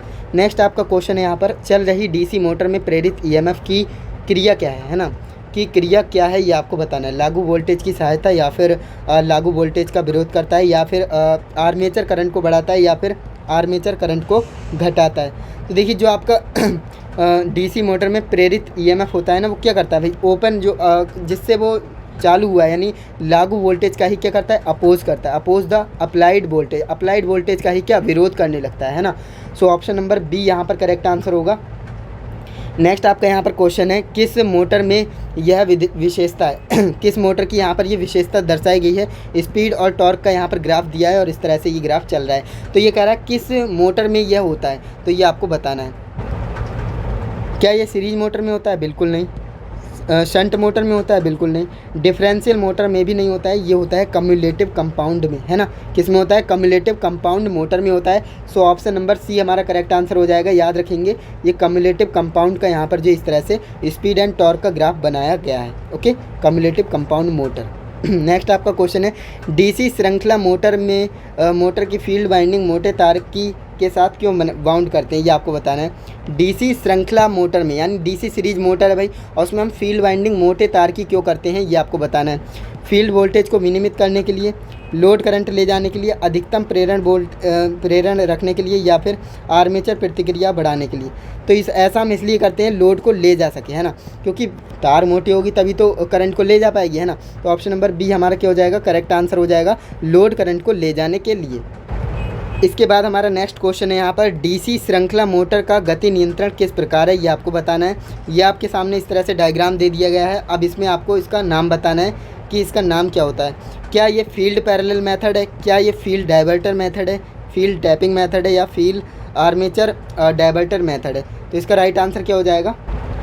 तो यहाँ पर आप ध्यान से देखेंगे ना, तो ये आपका आर्मेचर है, और यहाँ पर क्या है, ये दो वाइंडिंग लगा रखी है ना, और इसे हम क्या कहते हैं, क्षेत्र समांतर विधि, यानी फील्ड पैरेलल मेथड, है ना, फील्ड पैरेलल। अब यहाँ पर आप देखेंगे ये इस तरह से बनाया गया है, इसे हम इस तरह से भी तो बना सकते थे। तो ये क्या है, पैरेलल में ही है ना, है तो पैरेलल में ही है। तो फील्ड पैरेलल मेथड आपका ये राइट आंसर हो जाएगा, ऑप्शन नंबर ए। क्लियर है। चलिए नेक्स्ट क्वेश्चन देखते हैं। कौन सी डीसी मोटर पूर्ण भार सीमा के भीतर कार्य करने के लिए डिज़ाइन की गई है, तो वो कौन सी मोटर है। तो पूर्ण भार के साथ अगर काम करने की बात करेंगे तो वो हमारा राइट आंसर क्या होगा। तो देखिए शंट मोटर तो होगा नहीं, है ना, सीरीज मोटर भी नहीं होगा। अब देखिए कंपाउंड मोटर तो होगी, लेकिन कम्युलेटिव होगी या डिफरेंशियल। तो याद रखना, जो डीसी मोटर पूर्ण भार के साथ बनाने के लिए बनाई जाती है, डिज़ाइन की जाती है, तो वो आपकी डिफरेंशियल कंपाउंड होती है। कौन सी, डिफरेंशियल कंपाउंड होती है, यानी ऑप्शन नंबर डी हमारा करेक्ट आंसर हो जाएगा। क्लियर है। नेक्स्ट आपका क्वेश्चन यहाँ पर है, कहाँ डीसी मिश्रित मोटरों को प्राथमिकता दी जाती है। जो डीसी कंपाउंड मोटर्स हैं उन्हें कहाँ पर प्रीफर किया जाता है, लगातार लोड आवश्यकताओं के लिए, या फिर नियत गति की आवश्यकता, या फिर उच्च प्रारंभिक बलाघूर्ण आवश्यकता, या फिर अलग अलग लोड आवश्यकताओं के अनुसार नियत गति। तो इसका राइट आंसर क्या हो जाएगा। तो देखिए यहाँ पर बात कर रहा था डीसी मिश्रित मोटर, यानी जो डीसी कंपाउंड मोटर है उन्हें हम कहाँ पर यूज़ करते हैं। तो भाई अलग अलग जो लोड होते हैं उनकी आवश्यकताओं के अनुसार हमें नियत गति चाहिए होती है, तो वहाँ पर हम यूज़ करते हैं। तो ऑप्शन नंबर डी हमारा क्या हो जाएगा, करेक्ट आंसर हो जाएगा। इसके बाद हमारा नेक्स्ट क्वेश्चन है, आर्मेचर वाइंडिंग का परीक्षण करने के लिए किस प्रकार के उपकरण का उपयोग किया जाता है। मेगर का यूज़ नहीं करते, मल्टीमीटर ओम मीटर का यूज़ नहीं करते, हम करते हैं ग्राउलर का यूज़। मैंने आपको बताया था, देखिए मेगर से हम तार का इंसुलेशन जांचते हैं, है ना, और मल्टीमीटर से हम कंटिन्यूटी जांच सकते हैं, एम्पियर जांच सकते हैं, वोल्टेज जान सकते हैं ना। ओम मीटर से हम रेजिस्टेंस माप सकते हैं। यहाँ पर ग्राउलर क्या होता है, ग्राउलर आपके दो तरह के होते हैं, एक आपका होता है इंटरनल, है ना, और दूसरा आपका होता है एक्सटर्नल। अब देखिए एक्सटर्नल से हम रोटर की जांच करते हैं, है ना, रोटर, और इंटरनल से हम स्टेटर की जांच करते हैं जो रुका हुआ पार्ट होता है ना। तो याद रखिएगा। अब ओपन और शॉर्ट सर्किट में क्या होता है, इसमें ओपन और शॉर्ट सर्किट होता है और इसमें भी ओपन एंड शॉर्ट सर्किट होता है। तो ओपन सर्किट की बात होगी तो वहाँ पर हेक्सो नहीं रखी होगी, अगर शॉर्ट सर्किट की बात होगी तो वहाँ पर हेक्सो रखी होगी, है ना। मैंने आपको बता ही दिया है। इसके बाद नेक्स्ट आपका भारी भार के अचानक भारित होने के लिए किस प्रकार की डीसी मोटर का यूज़ किया जाता है। तो देखिए, भारी भार से भारित करने के लिए क्या रहना, जो हैवी लोड है उसके साथ तो शंट मोटर, सीरीज मोटर तो होगा नहीं, है ना। तो इसका राइट आंसर क्या हो जाएगा, कम्युलेटिव कंपाउंड मोटर। क्या हो जाएगा, कम्युलेटिव कंपाउंड मोटर, यानी ऑप्शन नंबर डी हमारा करेक्ट आंसर हो जाएगा। इसके बाद हमारा नेक्स्ट क्वेश्चन है यहाँ पर, खाद्य मिश्रण यानी जो मिक्सर वाली मोटर होती है, मिक्सचर मोटर्स, है ना। कह रहा है कि इसमें गति नियंत्रण की कौन सी विधि का यूज़ किया जाता है।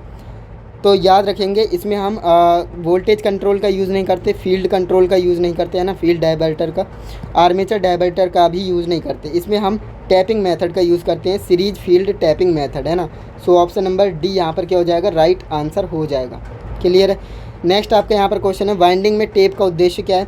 वाइंडिंग में टेप का उद्देश्य क्या होता है, स्लोट को इंसुलेटेड करें, या फिर कंडक्टर को बांधें, या फिर खुले कंडक्टर को इंसुलेट करें।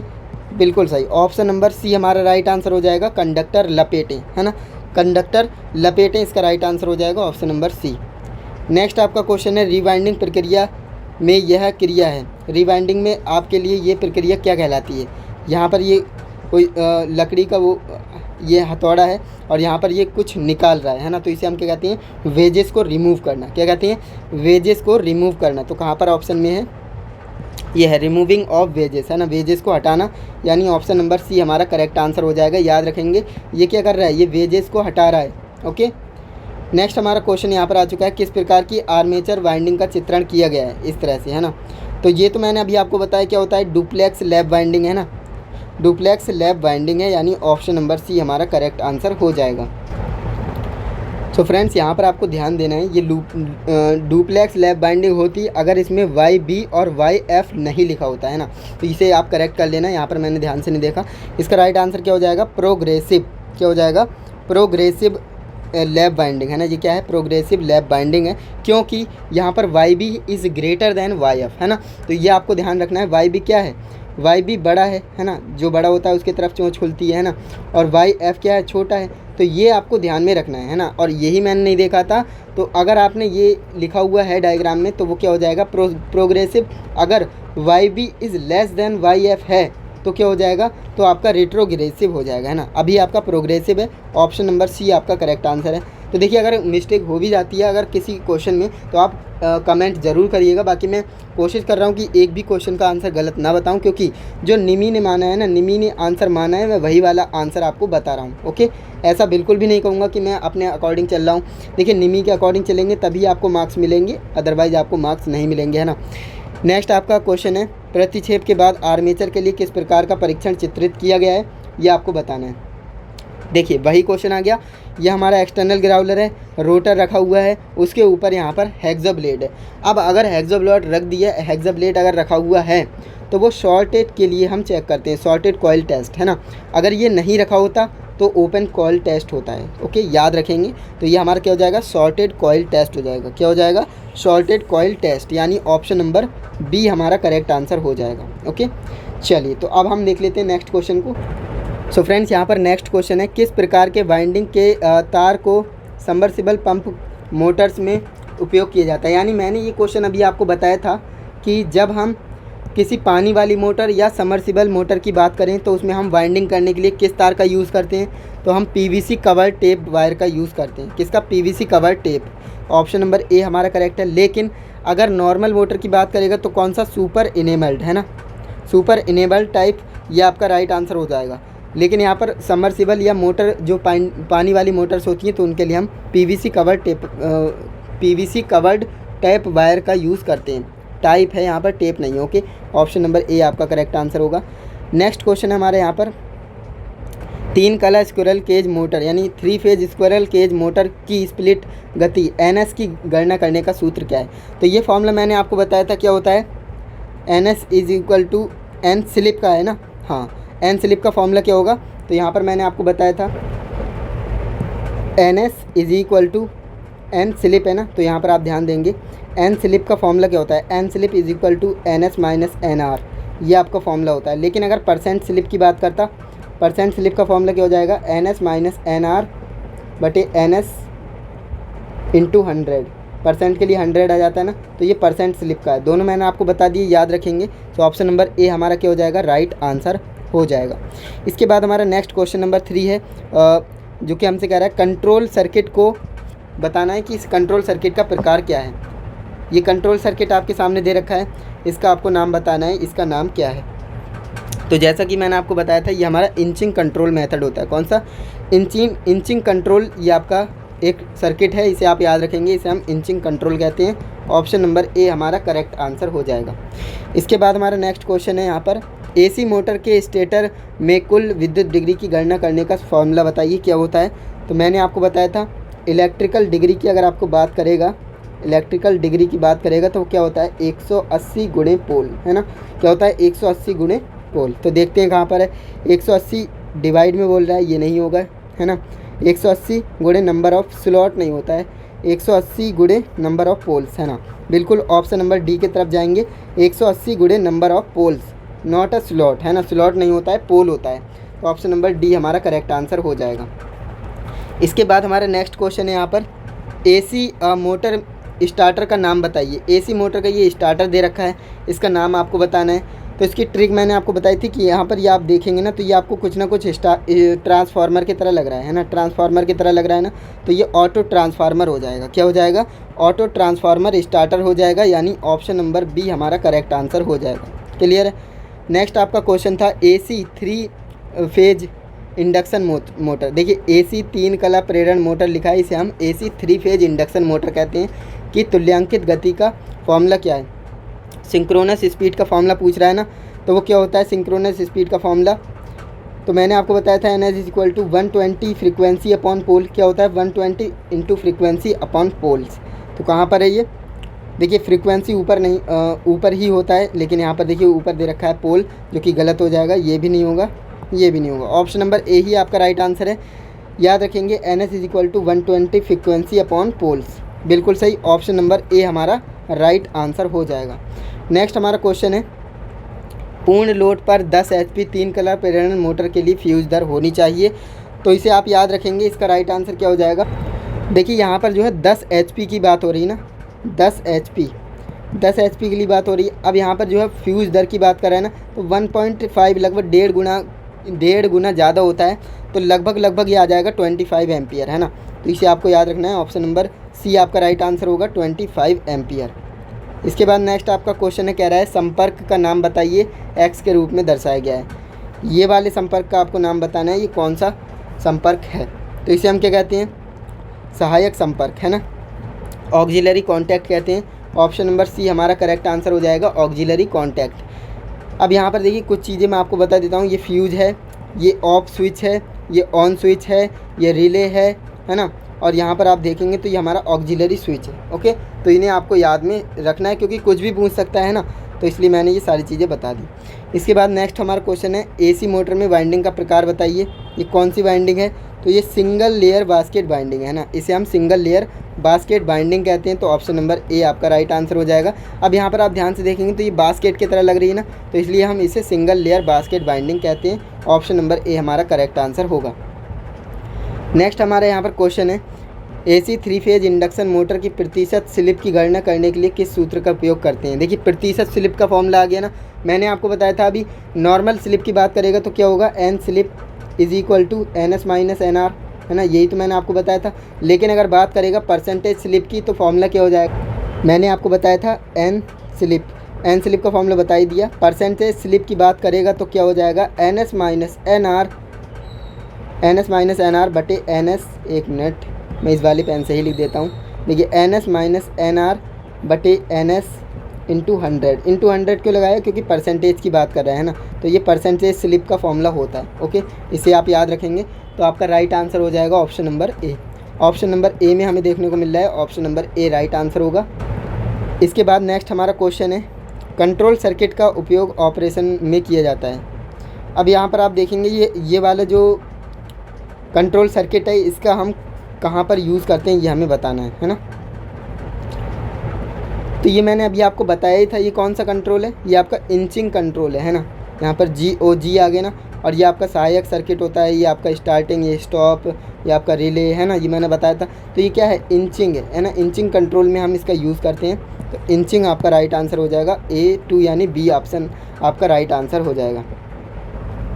इसके बाद हमारा नेक्स्ट क्वेश्चन है यहाँ पर कुछ इस तरह से,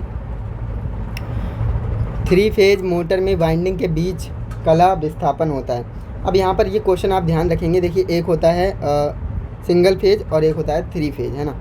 तो सिंगल फेज के लिए बता देता हूँ और 3 फेज के लिए भी बता देता हूँ है ना। तो सिंगल फेज की बात होगी तो देखिए न्यूट्रल और ये फेज है ना, और 3 फेज की बात होगी तो देखिए RYB है ना, ये आपके होते हैं। अब यहाँ पर आप ध्यान से देखेंगे तो यहाँ पर 90 डिग्री का एंगल बनता है, और यहाँ पर देखेंगे तो 120 डिग्री का एंगल बनता है, और ये हर जगह 120 डिग्री का ही होता है ना। 12 3 36 यानी 360 डिग्री का पूरा होता है ना। तो यहाँ पर हम इन्हें मिलाएंगे तो 360 हो जाएगा, यानी कि 3 फेज जो हमारा होता है, 3 फेज सिस्टम जो होता है उसमें 120 डिग्री का एंगल बनता है। अगर सिंगल फेज की बात करेगा तो 90 डिग्री का एंगल बनता है। हमसे कौन सा पूछा है, 3 फेज मोटर में पूछा है ना, वाइंडिंग के बीच कला विस्थापन कितना होता है, तो वो कितना हो जाएगा 120 है ना, 120 डिग्री, यानी ऑप्शन नंबर B हमारा क्या हो जाएगा, करेक्ट आंसर हो जाएगा। तो इसे आप याद रखेंगे, ये भी क्वेश्चन पूछा गया क्वेश्चन है। ओके, नेक्स्ट आपका यहाँ पर क्वेश्चन है, कह रहा है एक्स से चिन्हित भाग का नाम बताइए है ना। ये क्या है, देखिए ये जो बने हुए हैं बेरिंग की तरह है ना, इन्हें हम क्या कहते हैं। तो अब ऐसा नहीं कि आप इसे बेरिंग मान लेंगे है ना, सॉफ्ट और ब्रश ये है नहीं है ना, बेयरिंग भी नहीं है, इसे हम स्लिप रिंग कहते हैं। क्या कहते हैं, स्लिप रिंग कहते हैं। ऑप्शन नंबर D आपका राइट आंसर है। अब मैक्सिमम स्टूडेंट्स इन्हें ना बेयरिंग ही समझते हैं, तो वो बेयरिंग इसका राइट आंसर लगा देते हैं, लेकिन ऐसा बिल्कुल भी नहीं, ये हमारी स्लिप रिंग है। क्या है, स्लिप रिंग है, याद रखेंगे स्लिप रिंग से। ओके, चलिए आगे बढ़ते हैं। नेक्स्ट हमारा यहाँ पर क्वेश्चन है, AC कॉइल वाइंडिंग का नाम बताइए। यहाँ पर ये आपको वाइंडिंग दे रखी है, कह रहा है इसका नाम क्या है, तो इसे हम होल कॉइल वाइंडिंग कहते हैं। क्या कहते हैं, whole coil winding. Single layer basket winding मैंने आपको बता ही दी, डबल लेयर ये है नहीं, हाफ कॉइल भी नहीं है, ये आपका होल कॉइल वाइंडिंग है, जिसे हम पूरे कॉइल वाइंडिंग कहते हैं। ओके, पूरे कुंडल वाइंडिंग, यानी ऑप्शन नंबर B हमारा राइट आंसर हो जाएगा। चित्र को आप ध्यान से अपने माइंड में फिक्स कर लेंगे। नेक्स्ट आपका यहाँ पर क्वेश्चन है, कुंडली वाइंडिंग का नाम क्या है। ये आपके सामने कुछ इस तरह से वाइंडिंग दे दी है, इसका नाम आपको बताना है ये कौन सी वाइंडिंग है। तो ये वाइंडिंग आपने देखी ही होगी, और ये जो है कंसेंट्रिक कॉइल वाइंडिंग है नहीं है ना, डिस्ट्रीब्यूटेड कॉइल वाइंडिंग भी नहीं, मेश वाइंडिंग भी नहीं है, ये आपकी diamond mesh shaped coil winding है ना, यानी ऑप्शन नंबर D हमारा करेक्ट आंसर हो जाएगा। अब यहाँ पर आप ध्यान से देखेंगे ना, तो ये डायमंड की तरह आपको लग रहा है ना, देखने में डायमंड की तरह लग रहा है, तो इसलिए हम इसे क्या कहते हैं, diamond mesh shaped coil winding, यानी हीरे के जाली की आकार की कुंडल वाइंडिंग है ना। सो ऑप्शन नंबर D हमारा राइट आंसर हो जाएगा। चलिए नेक्स्ट क्वेश्चन की ओर। नेक्स्ट हमारा क्वेश्चन है, 3 फेज इंडक्शन मोटर में गति को तुल्यांकित गति कहा जाता है। तुल्यांकित गति हम किस गति को कहते हैं, वो आपको बताना है। तो देखिए, जो 3 फेज इंडक्शन मोटर होती है उसकी गति को तुल्यांकित गति कहा जाता है, जब चुंबकीय क्षेत्र की गति घूमते हुए हो है ना, रोटेटिंग मैग्नेटिक फील्ड स्पीड, उसी को हम क्या कहते हैं, तुल्यांकित गति कहते हैं। सो यहाँ पर ऑप्शन नंबर C हमारा राइट आंसर हो जाएगा। नेक्स्ट हमारा क्वेश्चन है, स्टार्टर प्रतीक का नाम बताइए। अब देखिए, ये जो क्वेश्चन है ना, ये आपसे 2-3 तरह से पूछा जाता है। पहला तो आपको ये इस तरह से शेप बना करके दे देगा है ना, दूसरा आपको ये इस तरह से भी दे सकता है, मैं आपको बता देता हूँ, इस तरह से देगा और यहाँ पर लिख देगा DOL, और एक और इसका जो है स्टाइल होता है पूछने का, इस तरह से है ना, इस तरह से। तो अब यहाँ पर आपको ये ध्यान देना है, ये कौन सा है, तो ये ऑटो ट्रांसफार्मर स्टार्टर है। कौन सा, ये वाला तो ऑटो ट्रांसफार्मर स्टार्टर है। अगर इस तरह से दिया है, इस तरह से दिया है, तो ये DOL स्टार्टर है, जैसा कि यहाँ पर लिखा हुआ ही है। अगर ऐसा बना हुआ है तो ये आपका स्टार डेल्टा स्टार्टर है। कौन सा, स्टार डेल्टा स्टार्टर है ना। तो यहाँ पर ये कौन सा हो जाएगा, ऑप्शन नंबर B इसका राइट आंसर हो जाएगा, ऑटो ट्रांसफार्मर स्टार्टर। ओके, याद रखेंगे, ये पूछा गया क्वेश्चन है। तो चलिए इसके बाद अब हम नेक्स्ट क्वेश्चन देखते हैं। नेक्स्ट हमारा क्वेश्चन है, वाइंडिंग मशीन के भाग के एक्स का नाम आपको बताना है। ये जो वाइंडिंग है इसके एक्स के भाग का नाम आपको बताना है, ये क्या है ना, ये क्या है। तो इसे हम क्या कहते हैं, देखिए इसे हम मैंड्रल कहते हैं। क्या कहते हैं, मैंड्रल, यानी खराद का धुरा। क्या कहते हैं, खराद का धुरा यानी मैंड्रल। ऑप्शन नंबर A आपका करेक्ट आंसर हो जाएगा। इसके बाद नेक्स्ट आपका क्वेश्चन है 6 पोल स्टेटर मोटर की विद्युत डिग्री क्या है। तो विद्युत डिग्री का जो फॉर्मूला होता है मैंने अभी आपको बताया था कि क्या होता है, मैं आपको बताता हूँ। तो मैंने आपको बताया था इलेक्ट्रिकल जो डिग्री होती है उसका फॉर्मूला होता है 180 गुणे नंबर ऑफ़ पोल्स, है ना, नंबर ऑफ़ पोल्स। अब यहाँ पर आप देखेंगे 180 नंबर ऑफ़ पोल्स कितने हैं, 6 हैं, तो यहाँ पर 6 से मल्टीप्लाई कर देंगे तो कितना आ जाएगा 18 छक्का 108, यानी कितना हो गया 108, यानी 1080, है ना, 1080 डिग्री आपका राइट आंसर हो जाएगा ऑप्शन नंबर सी। अब ये क्वेश्चन आपके पूछा जा सकता है, हो सकता है यहाँ पर 6 पोल ना दे करके आपसे 4 पोल दे दे, या फिर 2 पोल दे दे, 3 पोल दे दे, जो भी आपको देगा तो आपको करना कुछ नहीं है, सिंपल फॉर्मूले में आपको वैल्यू डालना है, कैलकुलेट करना है, आपका आंसर आपके सामने प्रकट हो जाएगा। ओके, चलिए नेक्स्ट क्वेश्चन देखते हैं। नेक्स्ट हमारे यहाँ पर क्वेश्चन है कुछ इस तरह से, 2 ध्रुव 24 खाँचे और 12 कुंडली वाले 3 कला मोटर के कुंडल की संख्या को आपको बताना है, पोलों की जोड़ों की संख्या कितनी होगी, है ना, पोलों की जोड़ों की संख्या आपको बतानी है, पोल की संख्या क्या होगी। सो इसका राइट आंसर क्या है, ऑप्शन नंबर डी 4। अब ये 4 आया कैसे वो आप मुझे कमेंट करके बताएंगे, क्योंकि ये क्वेश्चंस मैंने प्रीवियस वीडियोस में करा रखा है, और अगर आपकी तैयारी अच्छी है तो आप इसका आंसर ज़रूर कमेंट कर पाएंगे। आंसर तो आपको सिर्फ 4 कमेंट नहीं करना है, इसका सॉल्यूशन कमेंट करना है ना, और जिसका भी सॉल्यूशन अच्छा होगा, सही होगा, मतलब उसके कमेंट को मैं हार्ड करूँगा और पिन भी कर दूँगा, जिससे कि और भी स्टूडेंट्स को पता लग पाएगा। ओके, तो कमेंट ज़रूर करिएगा इस क्वेश्चन का आंसर, है ना, इस क्वेश्चन का आंसर ज़रूर कमेंट करिएगा। चलिए नेक्स्ट क्वेश्चन देखते हैं। स्टार्टर प्रतीक का नाम आपको बताना है। देखिए वही क्वेश्चन आगे जो मैंने अभी आपको बताया था, इसीलिए मैं जितने पॉसिबल क्वेश्चंस होते हैं मैं आपको तभी बताता हूँ, क्योंकि क्वेश्चंस घुमा करके पूछेगा, मुझे तो पता है ना। अब यहाँ पर आप देखेंगे, यहाँ पर इस चीज़ को देखकर हमें बताना है कि ये कौन सा है। तो मैंने आपको बताया ना, ये हमारा स्टार डेल्टा होता है ना, स्टार डेल्टा स्टार्टर होता है, इसमें टाइम क्यों लगाना है ना, स्टार डेल्टा स्टार्टर होता है। ऑप्शन नंबर ए को लॉक कर दिया जाए। चलिए आगे बढ़ते हैं। नेक्स्ट क्वेश्चन है, पिच कारक की गणना करने का सूत्र क्या है। तो पिच कारक की गणना करने का फॉर्मूला मैंने आपको बताया था। पिच फैक्टर क्या होता है, पिच फैक्टर, यहाँ पर पी एफ का मतलब है pitch factor is equal to winding pitch upon pole pitch, है ना, मैंने बताया था ना। तो ये ऑप्शन नंबर बी में मुझे देखने को मिल रहा है ना, ऑप्शन नंबर बी हमारा क्या हो जाएगा, करेक्ट आंसर हो जाएगा, winding pitch upon pole pitch. Okay, next है, पोल वाइंडिंग में एसी वाइंडिंग की स्लॉट के संदर्भ में कैसे मापा जाता है। तो ये आपको बताना है कैसे मापा जाता है। Okay, electrical degree, total electrical degree, number of slots, ये तो होगा नहीं। Number of slots upon total degree, ये भी नहीं होगा। Number of slot in starter upon number of poles, ये बिल्कुल सही है, सॉरी यहाँ पर मैं गलत कर रहा हूँ, ये बिल्कुल सही आंसर है ना। आपको क्या करना है, ऊपर आपको लिखना है number of slots in starter, जो स्टार्टर होता है इसमें नंबर ऑफ़ स्लॉट्स देखना है और नंबर ऑफ़ पोल से डिवाइड कर देना है, आपका आंसर आ जाएगा। उसी को हम पोल पिच एसी वाइंडिंग में स्लॉट को संदर्भित करने के लिए कहते हैं, यानी ऑप्शन नंबर सी हमारा करेक्ट आंसर है। नेक्स्ट हमारा क्वेश्चन है यहाँ पर, कॉइल की औसत परिधि की गणना करने का सूत्र। औसत परिधि को गणना करने का सूत्र क्या होता है। तो इस फॉर्मूले को भी आप याद रखिएगा, क्योंकि ये भी पूछा जाता है ना। तो देखिए यहाँ पर पूछ रहा है circumference mean circumference of the coil, यानी कि यहाँ पर इसका राइट आंसर हो जाएगा ऑप्शन नंबर सी, सॉरी इसका right answer option number B होगा। L M is equal to L in plus L out, इसे आप याद कर लीजिएगा, अपॉन 2 सेंटीमीटर, ये आपका राइट आंसर हो जाएगा, इसे आप याद रखेंगे।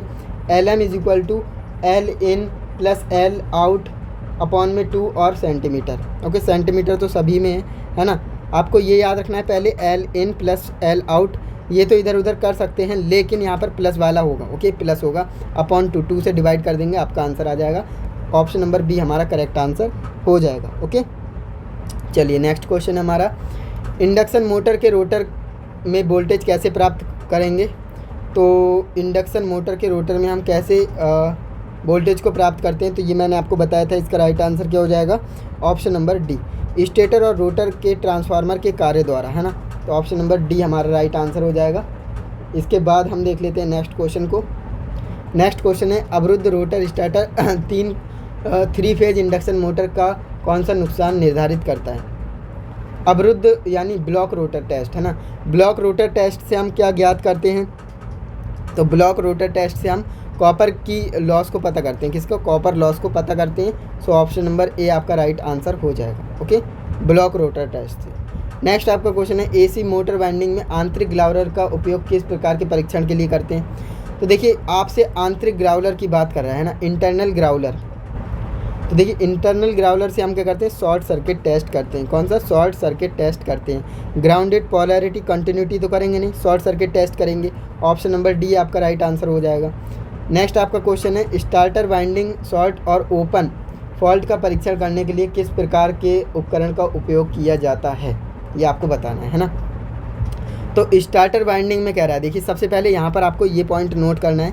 अगर यहाँ पर स्टेटर है ना, अगर यहाँ पर स्टेटर पूछ रहा है तो मैंने आपको बताया था कौन सा यूज़ करते, इंटरनल। अगर रोटर होता तो एक्सटर्नल, है ना। तो यहाँ पर इंटरनल वाला आपका राइट आंसर हो जाएगा, ऑप्शन नंबर बी। क्लियर है। इसके बाद नेक्स्ट क्वेश्चन देख लेते हैं। नेक्स्ट हमारा क्वेश्चन है एसी मोटर सर्किट में फ्यूज के अलावा थर्मल कटआउट का उपयोग किया जाता है। थर्मल कटआउट का उपयोग क्यों किया जाता है, भारी भार से सुरक्षा करने के लिए, हाई वोल्ट से बचाव करने के लिए, लगातार ओवरलोडिंग से बचाव करने के लिए, या फिर मृत सर्किट टेस्ट से बचने के लिए। तो इसका राइट आंसर क्या हो, तो इसका हम यूज़ करते हैं लगातार ओवरलोडिंग से बचाव करने के लिए, है ना। लगातार ओवरलोडिंग से बचाव करने के लिए हम थर्मल कटआउट का उपयोग करते हैं। ऑप्शन नंबर सी आपका राइट आंसर हो जाएगा। नेक्स्ट आपका क्वेश्चन है परिवर्तित गति पर उच्च प्रारंभिक बलाघूर्ण प्रदान करने के लिए किस प्रकार की मोटर का उपयोग किया जाता है। तो यहाँ पर बात हो रही है परिवर्तित गति पर उच्च प्रारंभिक टॉर्क, है ना। तो परिवर्तित गति की बात हो रही है और मैंने आपको बताया था परिवर्तित गति के लिए हम 3 फेज स्प्लिट रिंग प्रेरण मोटर यानी 3 phase split ring induction motor का यूज़ करते हैं ना। तो ऑप्शन नंबर सी हम राइट आंसर लगा करके आएंगे। नेक्स्ट हमारा क्वेश्चन यहाँ पर है यदि खुले सर्किट में rotor bar AC induction motor का प्रभाव क्या होगा, ये आपको बताना है। रोटर बार हो तो एसी इंडक्शन मोटर का क्या प्रभाव होगा, ये हमें बताना है। तो इसका राइट आंसर क्या हो जाएगा, ऑप्शन नंबर डी। मोटर के अति गर्म होने पर यानी मोटर ओवर हीट होती है तभी जो है रोटर बार क्या करता है, खुले सर्किट में रोटर बार इंडक्शन मोटर का प्रभाव व्यक्त करता है ना। तो ऑप्शन नंबर डी आपका क्या हो जाएगा, राइट आंसर हो जाएगा। नेक्स्ट आपका क्वेश्चन है वाइंडिंग प्रक्रिया में वेजेस के रूप में किस सामग्री का उपयोग किया जाता है। वेजेस के रूप में हम किस सामग्री का उपयोग करते हैं, यह हमें बताना है। और इसका राइट आंसर क्या हो जाएगा, ऑप्शन नंबर सी, है ना। ऑप्शन नंबर सी यानी बैम्बू का यूज़ करते हैं वेजेस के रूप में। नेक्स्ट आपका यहाँ पर क्वेश्चन है आपूर्ति देने से पहले वाइंडिंग में कौन सा परीक्षण किया जाना चाहिए। देखिए आप जो वाइंडिंग कर लेते हैं तो उसमें करंट देने से पहले आपको क्या करना है, पोलैरिटी टेस्ट कर लेना है ना। पोलैरिटी टेस्ट करना ज़रूरी है। सो ऑप्शन नंबर बी हमारा राइट आंसर हो जाएगा। इसके बाद हमारा नेक्स्ट क्वेश्चन है, यहाँ पर मैंने बिल्कुल सही पोलैरिटी टेस्ट ही होगा। इसके बाद हमारा नेक्स्ट क्वेश्चन है जो कि हमसे कह रहा है 3 फेज इंडक्शन मोटर में नो लोड टेस्ट में कौन सी हानि निर्धारित की जाती है। नो लोड की बात करेगा तो आयरन लॉस आपका राइट आंसर हो जाएगा, आयरन लॉस यानी option number A correct answer होगा। नेक्स्ट आपका क्वेश्चन है यहाँ पर स्प्लिट रिंग इंडक्शन मोटर को वाउंड करने के लिए, है ना, वाउंड रोटर से फिट क्यों किया जाता है, ये आपको बताना है। तो मैंने आपको बताया था उच्च स्टार्टिंग और रनिंग बलाघूर्ण पाने के लिए हम ऐसा करते हैं ना। तो ऑप्शन नंबर डी आपका राइट आंसर हो जाएगा। इसके बाद नेक्स्ट हमारा क्वेश्चन है स्वचालित स्टार डेल्टा यानी ऑटोमेटिक स्टार डेल्टा स्टार्टर में टाइमर का क्या उद्देश्य होता है। तो टाइमर क्या करता है, ओवरलोड पर ट्रिप करता है या फिर पूर्ण निर्धारित समय पर चालू करता है या फिर स्टार से डेल्टा में बदलता है या फिर पूर्ण निर्धारित समय पर स्विच ऑफ करता है। तो इसका राइट आंसर क्या होगा, तो जो टाइमर होता है ना उसका काम ही होता है कि स्टार से डेल्टा में बदलना, है ना। एक फिक्स टाइम उसमें होता है जो कि मोटर को स्टार्ट करने के बाद 75% स्पीड पकड़ लेता है, फिर वो करता क्या, स्टार से डेल्टा में कन्वर्ट कर देता है। सो ऑप्शन नंबर सी यहाँ पर करेक्ट आंसर हो जाएगा। इसके बाद नेक्स्ट हमारा क्वेश्चन है 3 फेज इंडक्शन मोटर में इंसुलेशन प्रतिरोध को मापने के लिए किस उपकरण का यूज़ किया जाता है। तो देखिए ये मैंने आपको पहले भी बता रखा है कि इंसुलेशन जांचने की जहाँ पर भी बात होगी ना तो वहाँ पर हम मेगर का ही यूज़ करेंगे। मेगर का यूज़ ही किया जाता है वायर के इंसुलेशन को मापने के लिए, है ना। सो ऑप्शन नंबर ए यहाँ पर क्या हो जाएगा, करेक्ट आंसर हो जाएगा। ओके चलिए नेक्स्ट क्वेश्चन देख लेते हैं। नेक्स्ट हमारा यहाँ पर क्वेश्चन कुछ इस तरह से कह रहा है वाइंडिंग में कौन सा परीक्षण हो रहा है। है ना, ये कौन सा परीक्षण हो रहा है, तो याद रखेंगे ये हमारा पोलैरिटी टेस्ट हो रहा है। कौन सा? पोलैरिटी टेस्ट हो रहा है। सो ऑप्शन नंबर ए यहाँ पर करेक्ट आंसर हो जाएगा। तो दोस्तों अभी तक हमने जितने भी क्वेश्चंस देखे वो हमारे ट्रेड थ्योरी के थे, एंड अब हम बात करने वाले हैं वर्कशॉप कैलकुलेशन एंड साइंस के। तो अगर आपने अभी तक वीडियो को देखा है मतलब आपके ट्रेड थ्योरी के क्वेश्चंस फिक्स हो चुके हैं। 38 क्वेश्चंस आपको यहीं से देखने को मिलेंगे, इसी क्लास से देखने को मिलेंगे। अब हम बात करने वाले हैं वर्कशॉप कैलकुलेशन एंड साइंस के क्वेश्चंस की, जो कि आपको 6 क्वेश्चंस एग्जाम में मिलते हैं, जैसा कि आपको पता होगा, है ना। 6 क्वेश्चन मिलते हैं, एंड अगर आप इन 6 के 6 क्वेश्चंस को तैयार करना चाहते हो तो आप इस वीडियो को आगे और देखिए, एंड इसके बाद हम इंजीनियरिंग ड्राइंग के क्वेश्चंस को लेने वाले हैं। क्लियर है? तो चलिए सबसे पहले हम WCS को कवर कर लेते हैं। तो पहला क्वेश्चन हमारा कुछ इस तरह से है, स्नेहक का उद्देश्य क्या होता है ना। स्नेहक का क्या उद्देश्य होता है ये आपको बताना है। लुब्रिकेंट का क्या उद्देश्य है, तो मैंने आपको बताया था जो लुब्रिकेंट होते हैं ना वो घर्षण को कम करते हैं, है ना। तो घर्षण को कम करने के लिए हम इसका यूज़ करते हैं, तो रिड्यूस द फ्रिक्शन, यानी घर्षण को कम करने के लिए हम इसका यूज़ करते हैं। तो ऑप्शन नंबर सी हमारा राइट आंसर हो जाएगा। चलिए इसके बाद नेक्स्ट हमारा क्वेश्चन देखते हैं। नेक्स्ट हमारा क्वेश्चन है यहाँ पर, मशीनी भागों में घर्षण को कम करने के लिए किसका उपयोग किया जाता है। तो वही क्वेश्चन इसने घुमा करके पूछ लिया, है ना। पहले इसने पूछा था कि लुब्रिकेंट का क्या यूज़ करते हैं, है ना, लुब्रिकेंट का यूज़ क्यों करते हैं, तो मैंने आपको बताया घर्षण को कम करने के लिए। अब ये कह रहा है कि घर्षण को कम करने के लिए हम किसका यूज़ करते हैं, तो भाई लुब्रिकेंट का ही यूज़ करेंगे, है ना, यानी स्नेहक का ही यूज़ करेंगे। सो ऑप्शन नंबर डी आपका राइट आंसर हो जाएगा। देखिए जो आपकी WCS है ना, वर्कशॉप कैलकुलेशन साइंस, इसमें क्वेश्चंस फिक्स होते हैं। जितने मैं क्वेश्चंस करा रहा हूँ ना 101% की गारंटी कि सारे क्वेश्चंस आपको इसी क्लास से देखने को मिलेंगे, है ना। इसीलिए इस क्लास का नाम 100 नंबर वाली क्लास रखा है, ऐसे हवा में नहीं रख दिया है ना। इसके बाद आप देखेंगे ये हमारे पास क्वेश्चन दे रखा है। अब क्वेश्चन हमारे पास क्या है, देखिए 14x प्लस, अब यहाँ पर 3x है, लेकिन x वाली टर्म को हमें एक साथ कर लेना है और y वाली टर्म्स को हमें एक साथ कर लेना है। क्लियर है? तो 14x plus 25x plus 3y plus 2y, ये हमारे पास क्वेश्चन है। आप देखिए 14 और 25 कितने हो जाएंगे, 39 और x हो जाएंगे, प्लस 3y और 2y मिलकर कितने 5y हो जाएंगे। तो ये आपको कहाँ पर दिख रहा है, कौन से ऑप्शन में दिख रहा है, ऑप्शन नंबर सी में दिख रहा है ना। तो ऑप्शन नंबर सी हमारा करेक्ट आंसर है। हर एक क्वेश्चन को मैं समझाऊंगा जिससे कि आपको समझ में आएगा, ऐसे सिर्फ क्वेश्चन का आंसर बता करके मैं नहीं छोड़ने वाला। नेक्स्ट आपका क्वेश्चन है a की पावर n गुणे a की पावर n का फॉर्मूला क्या है। देखिए अगर आपसे a की पावर m गुणे a की पावर n कहेगा ना, तो इसका फॉर्मूला, इसका आंसर क्या होता है, a की पावर m प्लस n। ऐसा क्यों होता है ना। तो देखिए बेस सेम तो पावर ऐड, या मैथमेटिक्स का ये रूल होता है, बेस सेम पावर ऐड, तो बेस सेम था इसलिए पावर ऐड हो गई, है ना। अब यहाँ पर आप ध्यान से देखेंगे, अगर ये चीज़ डिवाइड में हो a की पावर m बटे a की पावर n, तो क्या होता है, देखिए बेस सेम है तो पावर माइनस हो जाता है, ये किस में डिवाइड में होता है, तो a की पावर m माइनस n हो जाएगा। क्लियर है? और ये दोनों क्वेश्चन बहुत ज़्यादा पूछे जाते हैं, इन्हें आप ज़रूर याद कर लीजिए, उम्मीद करता हूँ याद ही होंगे, है ना। तो यहाँ पर a की पावर m गुणे a की पावर n है, यानी कि मल्टीप्लाई हो रहा है, यानी ये आपका राइट आंसर हो जाएगा ऑप्शन नंबर ए, a की पावर m प्लस n, यानी ऑप्शन नंबर ए आपका करेक्ट आंसर हो जाएगा। नेक्स्ट आपका देखिए वही फॉर्मूला आ गया, मैंने आपको बताया था, इसमें डिवाइड में दे दिया और डिवाइड में मैंने बोला है माइनस होते हैं, तो a की पावर m माइनस n क्या हो जाएगा, a की पावर m माइनस n, यानी ऑप्शन नंबर बी आपका करेक्ट आंसर हो जाएगा। इसके बाद नेक्स्ट आपका क्वेश्चन है a प्लस बी का होल स्क्वायर आपको बताना है। तो भाई बच्चों वाले क्वेश्चन से a प्लस बी का होल स्क्वायर क्या होता है, a square plus B square plus 2ab, ये हमारा फॉर्मूला होता है। अब यहाँ पर क्या किया है, देखिए a स्क्वायर को एज इट इज़ रखा है, फिर पहले इसने b स्क्वायर को लिख दिया है, वो सॉरी 2ab को लिख दिया है, फिर इसने लास्ट में b स्क्वायर को लिख दिया है। तो ये वाला ऑप्शन आपको कहाँ पर दिख रहा है, ऑप्शन नंबर ए में ही दिख रहा है, तो ऑप्शन नंबर ए आपका करेक्ट आंसर हो जाएगा। अब a माइनस बी का होल स्क्वायर भी पूछता है, a माइनस बी का होल स्क्वायर भी पूछेगा, तो वो भी मैं आपको बता देता हूँ, a square plus B square minus 2ab, और इसमें भी क्या करेगा, ये a स्क्वायर को एज इट इज़ रखेगा, फिर माइनस 2ab को पहले लिख देगा, फिर प्लस बी स्क्वायर को बाद में लिख देगा, तो इसे भी आपको याद में रखना है। ओके, इसके बाद हमारा नेक्स्ट क्वेश्चन है a माइनस बी का होल स्क्वायर, जो कि जस्ट मैंने अभी आपको बताया है ना मैंने अभी आपको बताया था ना a माइनस बी का होल स्क्वायर क्या होगा, तो दोबारा नहीं लिखूँगा, टाइम वेस्ट होगा, है ना। तो इसका राइट आंसर क्या हो जाएगा, तो इसका राइट आंसर हो जाएगा a square minus 2ab plus B square, ये आपका राइट आंसर है ऑप्शन नंबर ए। क्लियर है? चलिए आगे बढ़ते हैं। नेक्स्ट आपका क्वेश्चन है, देखिए यहाँ पर हमें दे रखा है क्वेश्चन a इंटू ए की पावर 2 इंटू ए की पावर 3 इंटू ए की पावर 4, है ना, ये हमें दे रखा है। और मैंने आपको बताया है बेस सेम तो पावर ऐड, है ना, बेस सभी का सेम है तो पावर ऐड हो जाएगी। अब देखिए किसी की पावर कुछ नहीं होती है तो वहाँ पर 1 होता है ना, तो ये तो आपको पता होगा, तो यहाँ पर 1 होगा।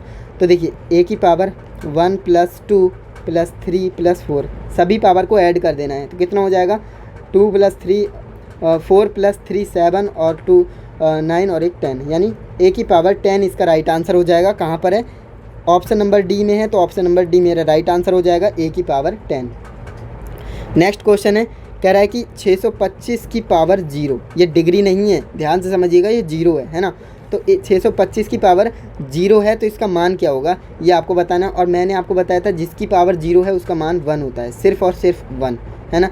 जिसका कोई नहीं होता है उसका 1 होता है ना। तो यहाँ पर आप ध्यान से समझिएगा कि अगर 1 करोड़ भी आप लिख देंगे ना, अगर उसकी पावर आपने 0 कर दी तो उसका मान 1 हो जाएगा, यानी कोई भी नंबर हो उसकी पावर 0 तो उसका मान 1। तो ऑप्शन नंबर बी में दिख रहा है 1, ऑप्शन नंबर बी हमारा करेक्ट आंसर हो जाएगा।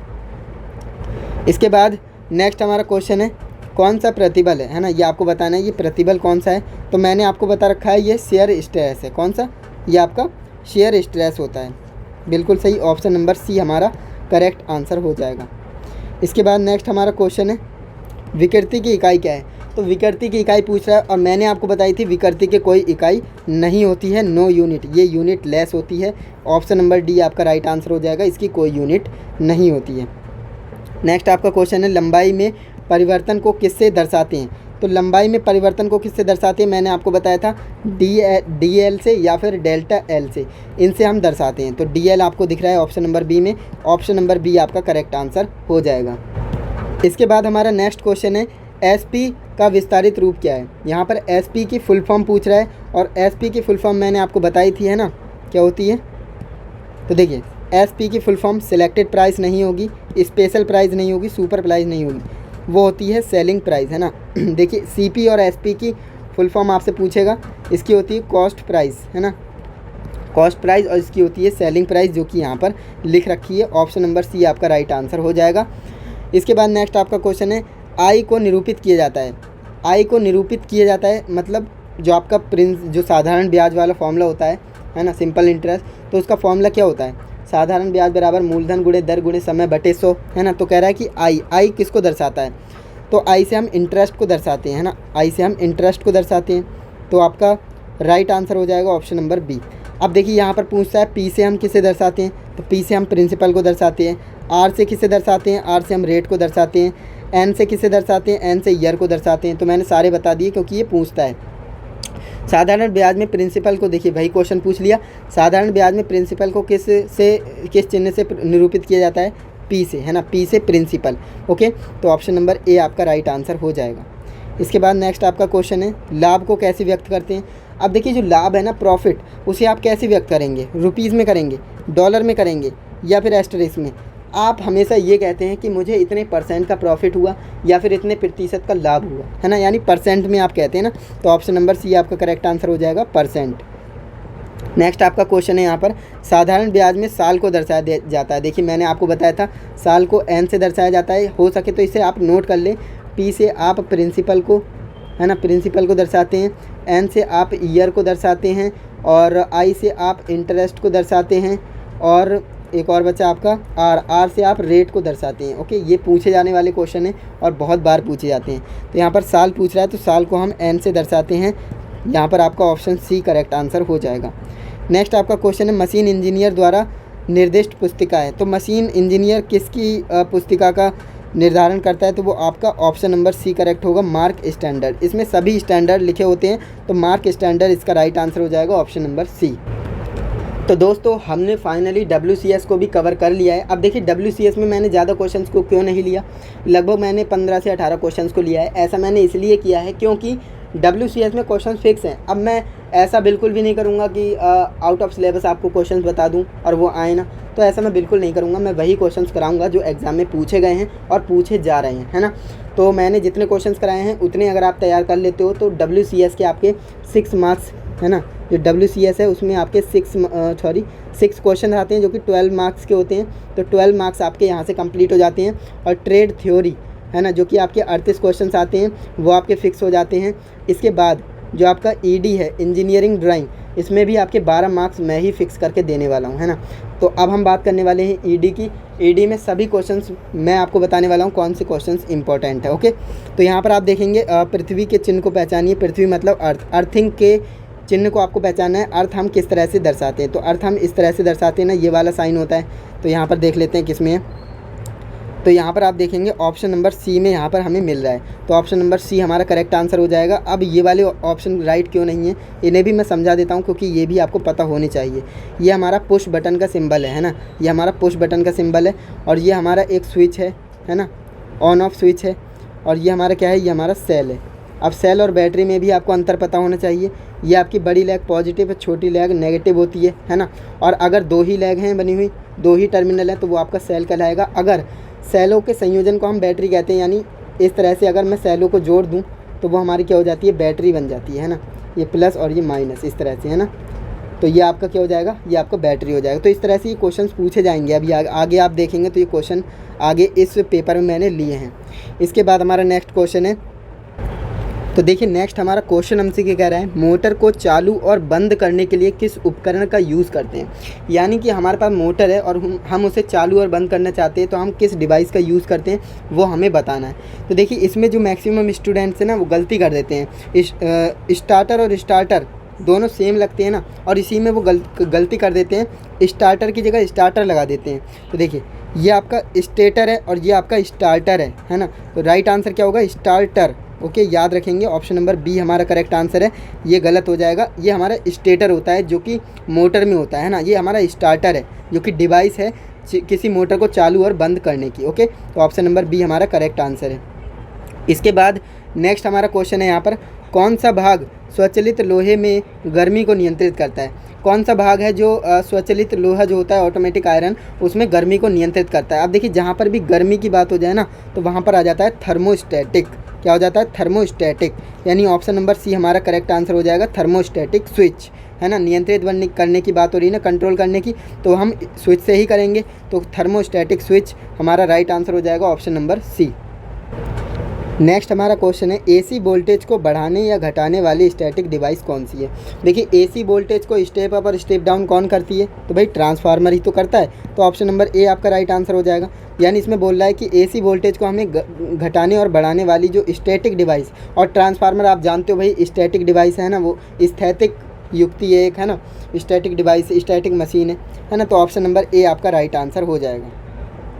इसके बाद आपका नेक्स्ट क्वेश्चन है, 3 पिन सॉकेट को पहचाने। आपके सामने 4 डायग्राम यहाँ पर दे रखे हैं, आपको क्या करना है, 3 पिन सॉकेट को पहचानना है। अब देखिए मैं आपको बताता हूँ इनमें से 3 पिन सॉकेट कौन सा है। ये आपका 2 पिन सॉकेट है, जैसा कि यहाँ पर 2 टर्मिनल है, तो ये आपका क्या हो जाएगा, 2 पिन सॉकेट हो जाएगा, है ना।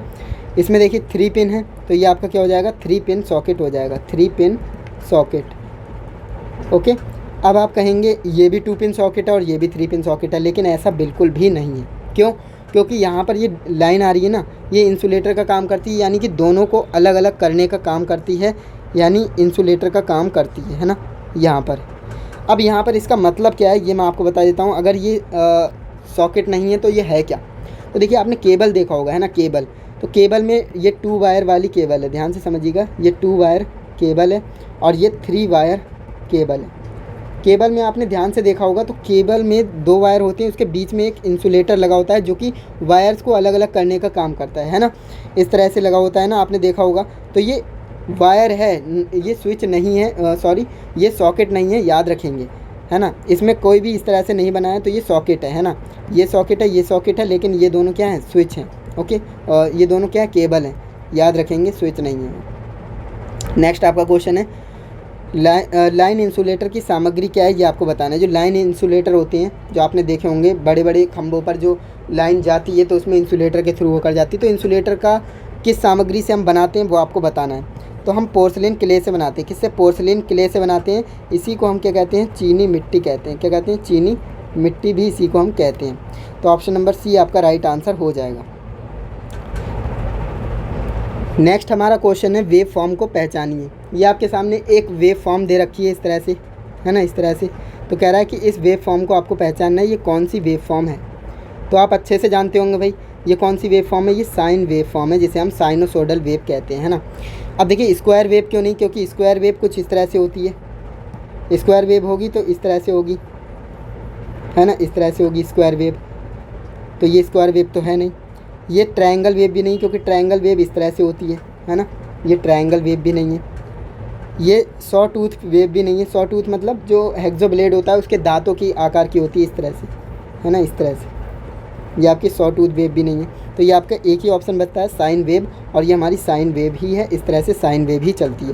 तो ऑप्शन नंबर बी हमारा क्या हो जाएगा, करेक्ट आंसर हो जाएगा। इसके बाद नेक्स्ट क्वेश्चन है, प्रतीक का नाम क्या है, ये आपको बताना है प्रतीक का नाम क्या है।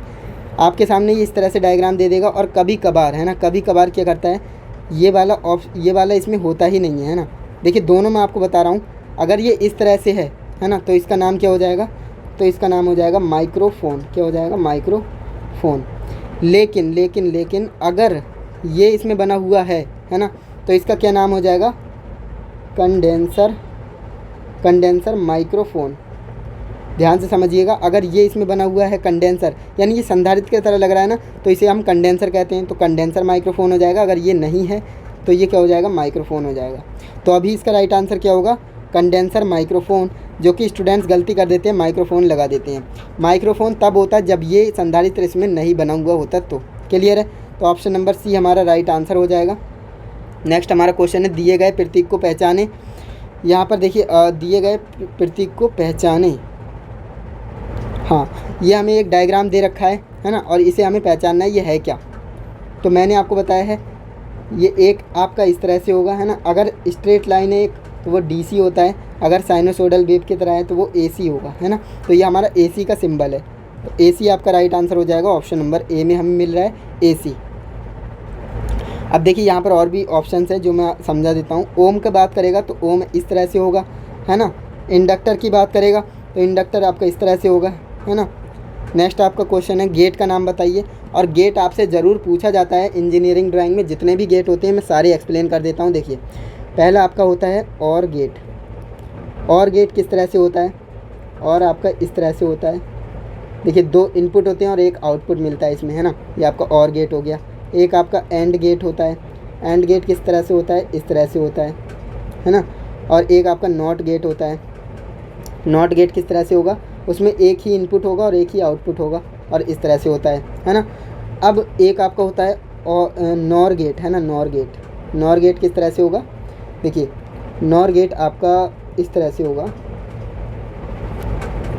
इस तरह से, है ना। और एक आपका नैंड गेट होता है। नैंड गेट, नैंड गेट आपका किस तरह से होगा, इस तरह से होगा, है ना। तो ये 5 गेट आपको ज़रूर याद कर लेने, क्योंकि यही क्वेश्चंस में पूछे जाते हैं इंजीनियरिंग ड्राइंग में। अब देखिए और गेट की बात करेगा तो इस तरह से होगा। एंड गेट की बात करेगा तो इस तरह से। अब यहाँ पर नॉट गेट की बात करेगा तो इस तरह से। अब देखिए नॉर गेट बना कैसे है, और गेट और नॉट गेट को मिला करके नॉर गेट बनता है। तो और गेट हमारा किस तरह से था, इस तरह से। सिर्फ ये गोला लगने से ये नॉट हो गया, है ना। और ये यहाँ पर भी सेम है। तो यहाँ पर ये वाला गेट कौन सा है, मैंने आपको बताया ना, ये वाला गेट हमारा एंड गेट है। कौन सा, एंड गेट है। तो ऑप्शन नंबर डी हमारा राइट आंसर होगा, एंड गेट, है ना। ऑप्शन नंबर डी हमारा करेक्ट आंसर है। तो ये गेट आप ज़रूर तैयार कर लें, क्योंकि ये इंजीनियरिंग ड्राइंग में ज़रूर पूछे जा रहे हैं, और आप इन्हें ज़रूर याद करेंगे। ओके, अगर यहाँ पर इस तरह से बना हुआ होता तो ये नैंड गेट हो जाता। ओके, अभी ये एंड गेट है।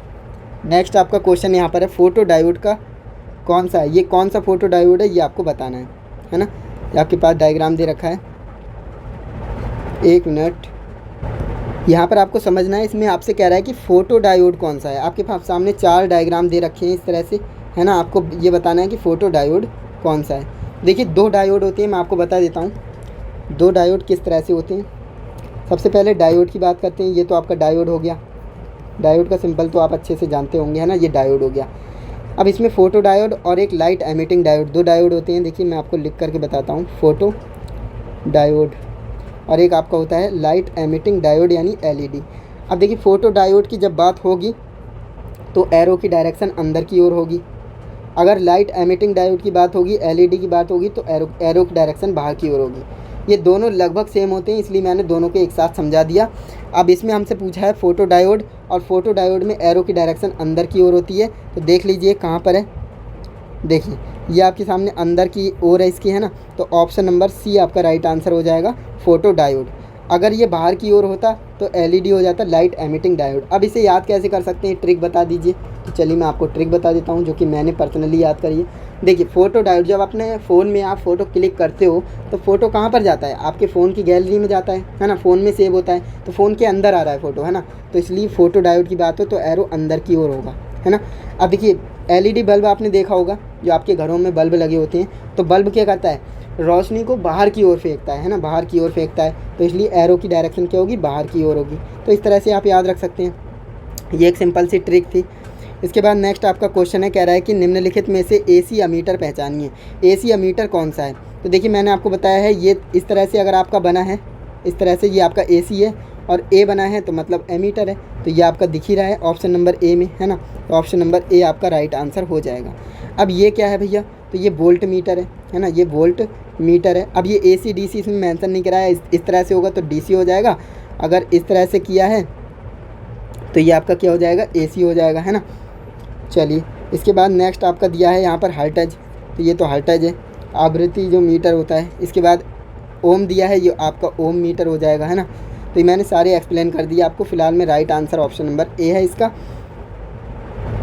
तो दोस्तों नेक्स्ट हमारा क्वेश्चन है, कौन सा डीसी मोटर का प्रतीक है, यानी डीसी मोटर का प्रतीक हमें पहचानना है। सबसे पहली बात, एम से हम मोटर को डिनोट करते हैं, डीसी का मतलब इस तरह से होना चाहिए। ऑप्शन नंबर ए में ही मिल रहा है, ऑप्शन नंबर ए आपका राइट आंसर हो जाएगा। ये आपका एसी मोटर है, क्या है, ये आपका एसी मोटर है। ये आपका क्या है, जनरेटर है ना, जनरेटर है। ये आपका ओम मीटर है ना ये आपका ओम मीटर है। इसके बाद नेक्स्ट आपका क्वेश्चन है, कह रहा है कि 250 वोल्ट से कम वोल्ट तक कहलाती है, यानी 250 वोल्ट से कम वोल्टेज है तो उसे हम क्या कहते हैं, उसे हम लो टेंशन वोल्ट कहते हैं। क्या कहते हैं, लो टेंशन वोल्ट कहते हैं। ऑप्शन नंबर ए आपका करेक्ट आंसर हो जाएगा। इसके बाद नेक्स्ट हमारा क्वेश्चन है, सुरक्षात्मक उपकरण कौन सा है। अब देखिए सुरक्षात्मक उपकरण उसे कहते हैं जो कि उपकरण की सुरक्षा करता है। अब उपकरण की सुरक्षा कैसे, जैसे आपने फ्यूज़ देखा होगा घरों में, है ना। फ्यूज़ आप अपने घरों में क्यों लगाते हैं, जैसे फ्यूज़ की कुछ लिमिट होती है, 2 एम्पियर, 3 एम्पियर, 15 एम्पियर, है ना, जो भी आपके एम्पियर के हिसाब से लगाएंगे। तो होता क्या है, मान लीजिए मैंने 2 एम्पियर का फ्यूज़ लगाया है ना, 2 एम्पियर का फ्यूज़ यहाँ पर मैंने लगा रखा है। करंट आ गया मेरे पास 5 एम्पियर का, है ना। तो वो करेगा क्या, 5 एम्पियर का करंट यहाँ से गुजरने की कोशिश करेगा, तो यहाँ पर ये फ्यूज़ क्या हो जाएगा, ब्रेक हो जाएगा, जल जाएगा, यानी फ्यूज़ हो जाएगा, है ना। तो यहाँ पर क्या होगा, आगे करंट नहीं जा पाएगा। आगे करंट नहीं जाएगा तो क्या होगा, जिससे मेरे फ़ैन, टीवी, है ना, फ्रिज वगैरह जो भी मेरा कनेक्ट है इलेक्ट्रिसिटी से, तो उसे इलेक्ट्रिसिटी मिलेगी नहीं और वो सेफ़ रहेगा। मान लीजिए यहाँ पर फ्यूज़ नहीं होता तो ये हाई करंट अंदर चला जाता और ये सभी जो डिवाइसेस हैं उन्हें ख़राब कर सकता था। तो इसने क्या किया, फ्यूज़ ने क्या किया, सुरक्षा की। जितने भी उपकरण घर में लगे थे उनकी क्या की, सुरक्षा की। इसलिए फ्यूज़ क्या होता है, सुरक्षात्मक उपकरण होता है। ऑप्शन नंबर ए हमारा राइट आंसर हो जाएगा। रेजिस्टेंस क्या करता है, जो करंट है उसको जो है प्रतिबाधा उसमें उत्पन्न करता है, यानी करंट को करंट के रास्ते में बाधा उत्पन्न करता है। मैग्नेट वो अलग ही चीज़ हो गया। कैपेसिटर क्या करता है, इलेक्ट्रिसिटी को स्टोर करता है ना, वगैरह वगैरह। नेक्स्ट आपका क्वेश्चन है, बिना स्विच के पी मुख्य बोर्ड में, यानी बिना स्विच के मुख्य फ्यूज बोर्ड का चिन्ह बताइए। बिना स्विच के बात करेगा ना, तो आप ध्यान रखिएगा ये वाला आपका राइट आंसर है, बिना स्विच के। एक अंदर बॉक्स बना रहेगा और एक बाहर से बॉक्स बना रहेगा, वो आपका बिना स्विच वाला होगा, है ना, बिना बोर्ड के। तो ऑप्शन नंबर सी आपका क्या हो जाएगा, करेक्ट आंसर हो जाएगा। बिना फ्यूज के बोला था, है ना, बिना स्विच बोर्ड के। नेक्स्ट आपका क्वेश्चन है यहाँ पर, इलेक्ट्रिकल और इलेक्ट्रॉनिक सर्किट में माइक्रोफोन सामान्य का प्रतीक बताइए। मैंने आपको बताया था ना, माइक्रोफोन 2 तरह से आपसे पूछेगा, है ना। देखिए इसमें माइक्रोफोन सामान्य का कौन सा है, ये तो है नहीं, ये भी आपका नहीं, ये भी आपका नहीं है। ये आपका राइट आंसर हो जाएगा ऑप्शन नंबर डी। क्यों होगा ये राइट आंसर, क्योंकि मैंने आपको बताया था ये हमारा माइक्रोफोन का सिंबल होता है। अगर इसमें इस तरह से कंडेंसर बना दिया माइक्रोफोन, है ना, इसके अंदर संधारित्र बना दिया, कैपेसिटर जिसे हम कंडेंसर कहते हैं, बना दिया, तो ये कंडेंसर माइक्रोफोन हो जाता है। ओके, जो कि मैंने आपको बता ही रखा है। तो ऑप्शन नंबर डी हमारा राइट आंसर हो जाएगा। इसके बाद नेक्स्ट हमारा क्वेश्चन है, प्रत्यक्ष और प्रत्यवर्ती करंट के प्रतीक को पहचानें। यहाँ पर डीसी और एसी करंट के प्रतीक को पहचानने के लिए कह रहा है। तो अब देखिए स्टूडेंट्स क्या करते हैं, डीसी पढ़ा तो डीसी लगा करके आगे चल दिए। ऐसा आपको नहीं करना है, क्योंकि इसमें बोला है डीसी और एसी दोनों, है ना, ये सिर्फ डीसी है और ये सिर्फ एसी है। तो ये आपका आंसर नहीं होगा, क्योंकि दोनों पूछा है तो इसमें आपका राइट आंसर ये होगा, क्योंकि ये DC है और ये AC है, दोनों एक ही ऑप्शन में है। ऑप्शन नंबर C आपका करेक्ट आंसर हो जाएगा। ओके, ये आपकी स्क्वायर वेव होती है, मैंने आपको बताया ही था। सो फाइनली दोस्तों, आपने जो है 100 नंबर वाली क्लास को कंप्लीट कर लिया है। इसमें हमने क्या क्या कवर किया है एक बार रिकैप करा देते हैं। हमने ट्रेड थ्योरी के 38 × 3 क्वेश्चंस को डिस्कस किया है। WCS workshop calculation and science के हमने 6 × 3 क्वेश्चंस को कवर किया है। ED इंजीनियरिंग ड्राइंग के 6 × 3 क्वेश्चंस को कवर किया है। अब आप अपने अनुसार लगा लेना कितने क्वेश्चंस हो रहे हैं। इतने क्वेश्चंस आपने तैयार कर लिए हैं और यकीन मानिए इससे बाहर एक भी प्रश्न नहीं आएगा, है ना। एक प्रश्न भी आपके बाहर से नहीं आएगा एग्ज़ाम में। सारे क्वेश्चंस इसी वीडियो से मिलेंगे, आपको देख लेना। आपका एग्ज़ाम हो तो आप एक बार कमेंट ज़रूर करिएगा कि इस वीडियो से क्वेश्चन फंसे या नहीं। और अगर आप अपनी फीडबैक वीडियो भेजना चाहते हैं तो नंबर मैंने आपको दे रखा है। इस नंबर पे आप ज़रूर अपनी फीडबैक वीडियो भेजें शॉर्ट वीडियो के फॉर्म में, जिससे कि हम चैनल पर अपलोड कर सकें और भी स्टूडेंट्स देख करके मोटिवेट हो सकें। तो 100 नंबर वाली क्लास का मतलब आप समझ ही गए कि आपका ट्रेड थ्योरी के भी एक भी क्वेश्चन नहीं छूटेगा एग्जाम में। WCS ED एक भी क्वेश्चन नहीं छूटेगा। अब बात करते हैं भाई, 100 नंबर तो आपने कंप्लीट करा दिए, अब 50 नंबर कौन कंप्लीट कराएगा, है ना, जो कि एम्प्लॉयबिलिटी से आते हैं, एम्प्लॉयबिलिटी स्किल से पूछे जाते हैं 25 क्वेश्चन जो कि 50 नंबर के होते हैं। तो टेंशन मत लीजिए, मैं आपके इस 15 मार्क्स को भी कंप्लीट कराऊंगा, है ना।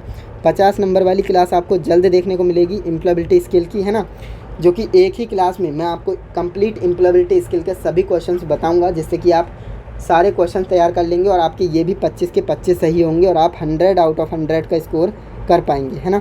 95 तो दूर की बात है, आप 100 आउट ऑफ 100 ही कंप्लीट करेंगे। ओके, तो अगर आप चैनल से नहीं जुड़े हैं तो एक बार सब्सक्राइब कर लीजिए, जिससे कि आने वाली वीडियोस की नोटिफिकेशन आपको मिल पाए, क्योंकि 50 नंबर वाली क्लास जो आपको अपलोड करूंगा मैं तभी मिलेगी जब आप चैनल को सब्सक्राइब करेंगे। और अगर आपको ये मेहनत हमारी अच्छी लगी है जो कि मैंने आपको बताया है इस वीडियो में, 100 नंबर वाली क्लास पसंद आई तो वीडियो को लाइक ज़रूर करें। चैनल पर नए हैं तो सब्सक्राइब तो करना ही पड़ेगा। बाकी आप वीडियो को शेयर भी कर लेना, जिससे कि और भी स्टूडेंट्स इस वीडियो को देख करके फ़ायदा उठा पाएँ।